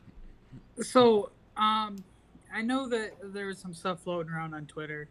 That concept that came out with icing on the side of the car, it did look really badass. Ever since the Supra came out, I know that Japan has been ecstatic about that. And Shiggy being the only Japanese owner in NASCAR and having those ties to the Japanese companies, I'm sure you've seen the Toyo Pet sponsors on the car and whatnot. They're really, really, really excited about the Supra being there, and there's a lot of potential for sponsorship and partners to be made with that Xfinity team. If it would happen, I'm not sure. That's not something that I'm kept in the loop on as much. I'm just the photographer. Now, I would love to for it to happen because I love everyone at Hattori Racing, and I know that after that championship season last year with Brett Moffitt, that Toyota Racing has stepped up and has been a really big part in trying to push that program forward. Everyone over there is doing a tremendous job, and I think that Xfinity Racing would be something that they could.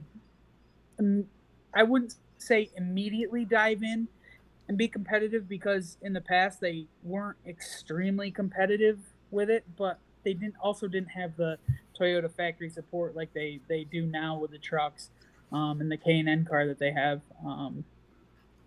I would love to see it happen. I know that thing said Daytona on it. Now I don't know if that was for like the February Daytona coming up or July or something. I'd love for it to be July, but as far as I know, it's just a rumor and cool concept. I hope it happens. Honestly, I would think that February would make really more sense because that gives them plenty of time to get prepared for it. But also, hearing you talk about Japan being excited about the Supra, I just got to say this. I wish NASCAR wasn't running the Supra and the Xfinity Series right now, and I'll tell you why. I work at a Toyota dealership. You cannot buy that car. I'm just here to tell you. You can't buy it. The reason I know this is because I had a friend of mine who's serious about he wants to buy a Supra for me, but he can't get it because I found out. I went through the process of trying to see if I could get one ordered specifically for him. Toyota has only made about 400 for the first year launch edition, and they're only doing them in black or red. And then next year is going to be like, if people are wanting them, it's going to be like a year at best. Because pretty much every Toyota dealership, from what I've heard, it's only going to have they're only going to get like 1, 2 if they're lucky allocated for the dealership. In the case of like mine, someone way higher than I am has already got this thing locked and secured for themselves. You cannot buy this car. It is like impossible right now. Wow, only 400. That's crazy. This car, there's a reason that it sold for over $1 million for the first one that came out. This is going to be one of the rarest street cars, especially the first year editions, that you're ever going to see. Damn. So then we go back to how do you get a hot pass easily? Just steal one. Yeah, just steal. Yeah, steal a Supra right there, man. That's the kind of insight you get from Danny B working at Beeman Toyota. I said that right. I'm a role model, I swear. Honestly, you could probably just go buy a BMW Z4 and throw Toyota badges on it. Yikes. I don't know about all that. But the thing I do want to point out that with that concept, it was number 61, and no one in the Xfinity series is running the 16, so it kind of confuses me on why the concept would be 61 when no one has that 16 car. Yeah, maybe it's left over from Roush. Maybe they still have the rights to. I don't know. Maybe it's something weird. Yeah. maybe some sort of technicality, and they still have the rights and stuff. We'll have to wait and see, but definitely good news all around. And so finally, so I'm an idiot. I wrote Pocono picks for some reason, but no, it's Michigan picks. Thank God we're not going to Pocono anymore for a while. So yeah. Yeah, let's pick again. Come on, guys. Yeah, let's pick for Pocono again. but no, this week's race is at the Michigan International Speedway. Personally, the type of racing I think we're going to see here is going to be sort of similar to Kansas, if not better. So we'll have to wait and see on that, but I'm definitely looking forward to it. I don't know if it's gonna be quite that good because it's gonna be a day race. So. Oh yeah, that's right. Yeah, this package is better suited for the nighttime and stuff. So maybe not as good, but still pretty good and stuff for the most part. So we'll have to wait and see. So let's get started. So Jarrett, you start us off. Who's gonna suck this week at Michigan? Actually, we talked about him earlier in the show. People are going to wonder, especially seeing how recently he won here, but he's not really been that good at Michigan overall. Even though 10% of his wins have come at Michigan, I'm going to go with Clint Boyer. Clint Boyer is going to suck this week. Yep, and that is my pick as well. Clint Boyer, for the most part, Michigan has not been his track. Other than that one win, he's really not performed up to par there. So yeah, I'll have to go with him as well. Eric? I'm going to go with Eric Almirola, so another SHR car. I think I'm not going to say it's a constant theme necessarily because some of my other picks let down their line here. But Almirola has just, I don't know, he's taken a step backwards from last year. I think SHR as a whole overall organization has, and I don't know, I just don't feel good about him this weekend. I know that he did really good at Kansas, obviously, almost won a thing. But I was looking at his previous results from both races last year, and last week was the first week in 4 weeks where he didn't get a top 10. I don't see a good run coming for Alex Bowman this weekend. That's a first. We need to see what the streak has been for Alex Bowman being mentioned in picks by Danny at any point. I'm not telling you he's gonna do terrible or he's gonna do pretty decent. So yeah, nothing in the middle, no mediocrity. The meme lives on. Daylon? Well, I haven't done any research for this. I didn't know this was gonna come, but who do you think will do awful? Honestly, I don't see the Roush Fenway cars doing much this weekend. Either Ryan Newman or Ricky. Well, Ricky never does, so it's kind of especially with that Fastenal sponsorship. So you're still cursed, by the way. Yeah, he's on a bad streak of luck. Yeah. Yeah, he was like up. I don't know if he was in the top 16, but he was close. I knew Newman was. I checked the other day, and they're both well outside the top 16 now, and it's only been a few weeks probably. Stenhouse was. It's since I cursed him, and it's all Fastenal's fault there, for taking down my video. So. Cat in the Hat's coming for you, Darian. Better watch yourself. See, I saw the movie Holes the other day, and I'm thinking what does Fastenal have to do to lift the curse? Like, do they gotta take you up to the mountain so you can get some water or something? Like Holes? You gotta do a whole lot. I'm not sure now. Now that you bring it up, I should start thinking about that. They have to sponsor a bad seasons video to get the curse lifted. And it has to be on Stenhouse himself. Oh well, I don't know about all that. Oh yeah. Do that. Oh yeah. But I see that it is now my turn to pick the dark horse pick. Now, this driver has a 16.8 average finish at Michigan. So basically, we'll just say 17th average finish at Michigan. It's not in the top 10 of active drivers here by a lot. But I think that with how he's improved this year and he's been proving people wrong, I think he'll do it again. I'm picking Kurt Busch as my dark horse underdog pick. Does anyone know what scheme Stenhouse is running this weekend?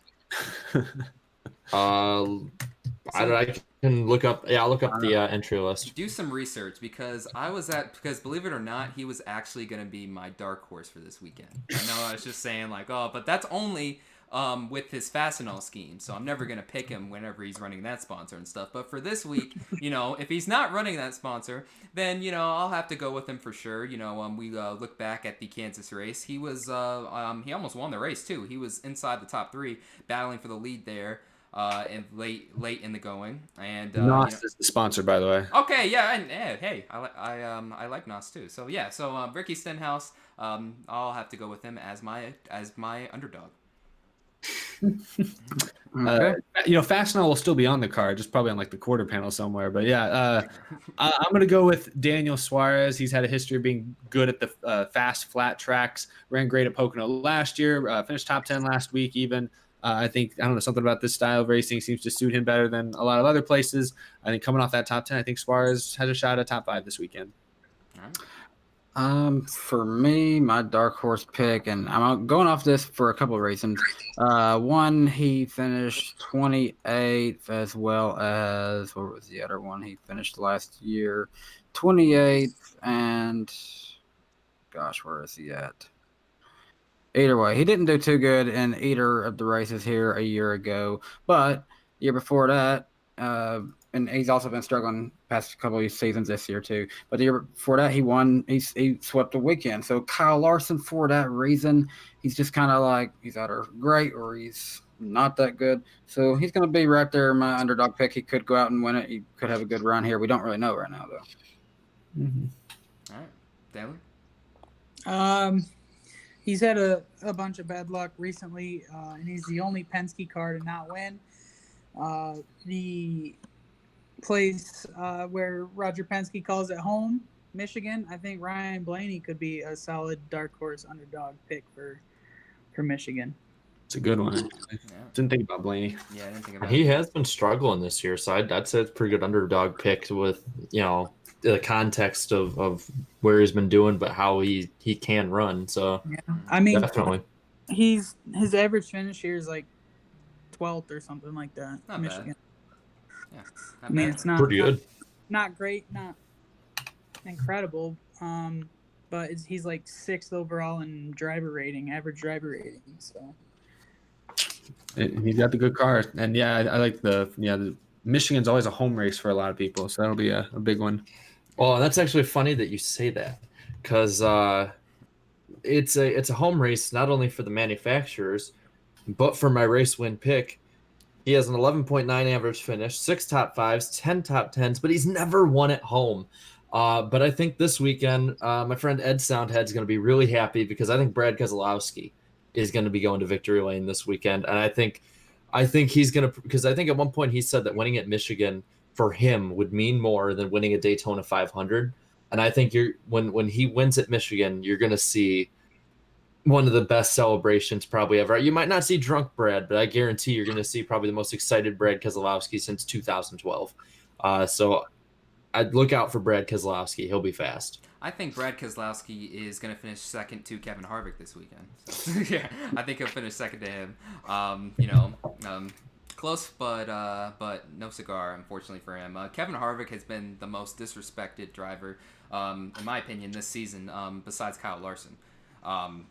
People are saying, always, tweeting at me, oh, bad seasons, Kevin Harvick, Darian, bad seasons. I mean, he's still putting up consistent numbers. I think Yeah, it's not a bad season at all. He's still top 5 in the standings. I mean, it's the major difference is he just hasn't won yet, and compared to last year, being part of the illustrious Big Three, there's he's on the downward swing, unfortunately, but I mean he's still running competitive. He's still putting together a season that most drivers would love to have. So Kevin Harvick, I think he gets it done this weekend.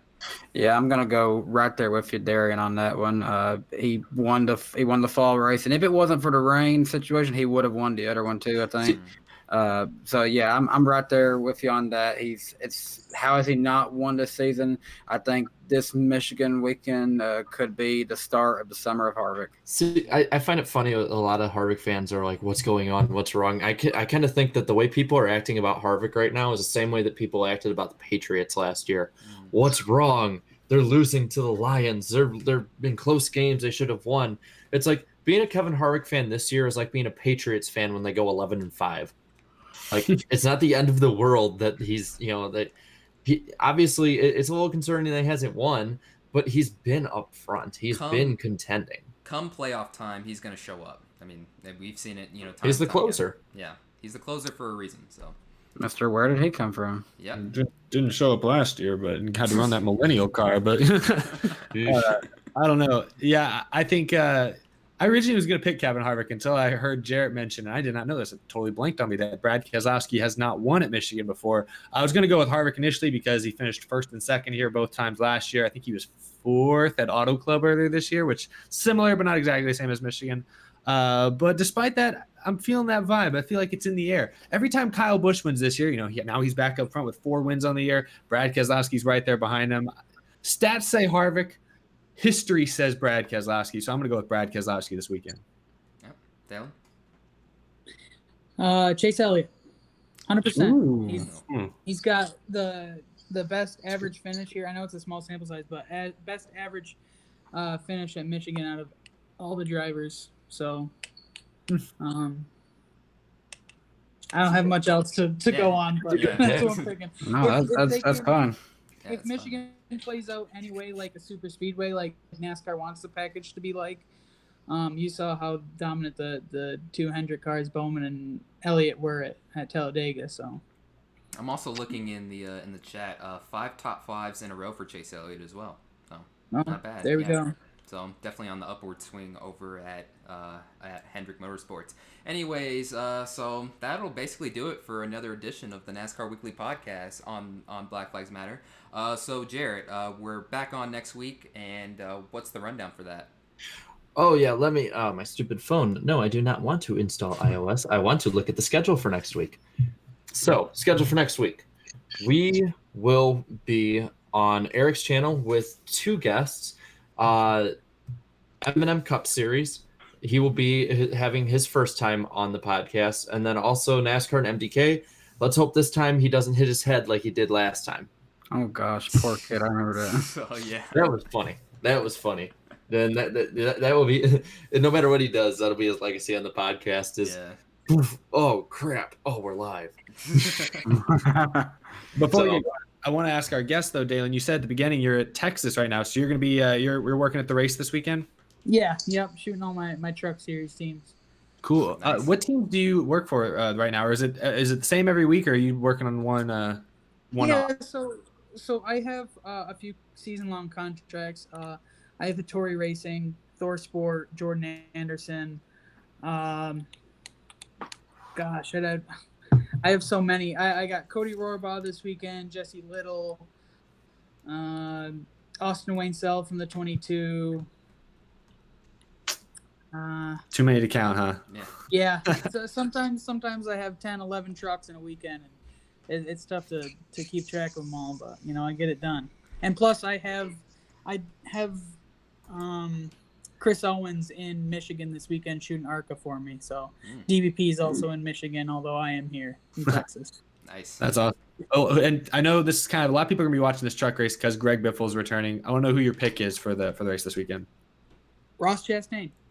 Ooh, Nice. He's just gonna get it out of the way right here, right now. He's just gonna get that win. He's gonna get it out of the way. So Jesse Little has 91 points in 20th position in truck points. So getting into the top 20 isn't going to be a problem for Ross. He has like 342 points through the first 8 races or something like that. So that's like absurd. But he's gonna either knock out a win this week or next week in Iowa.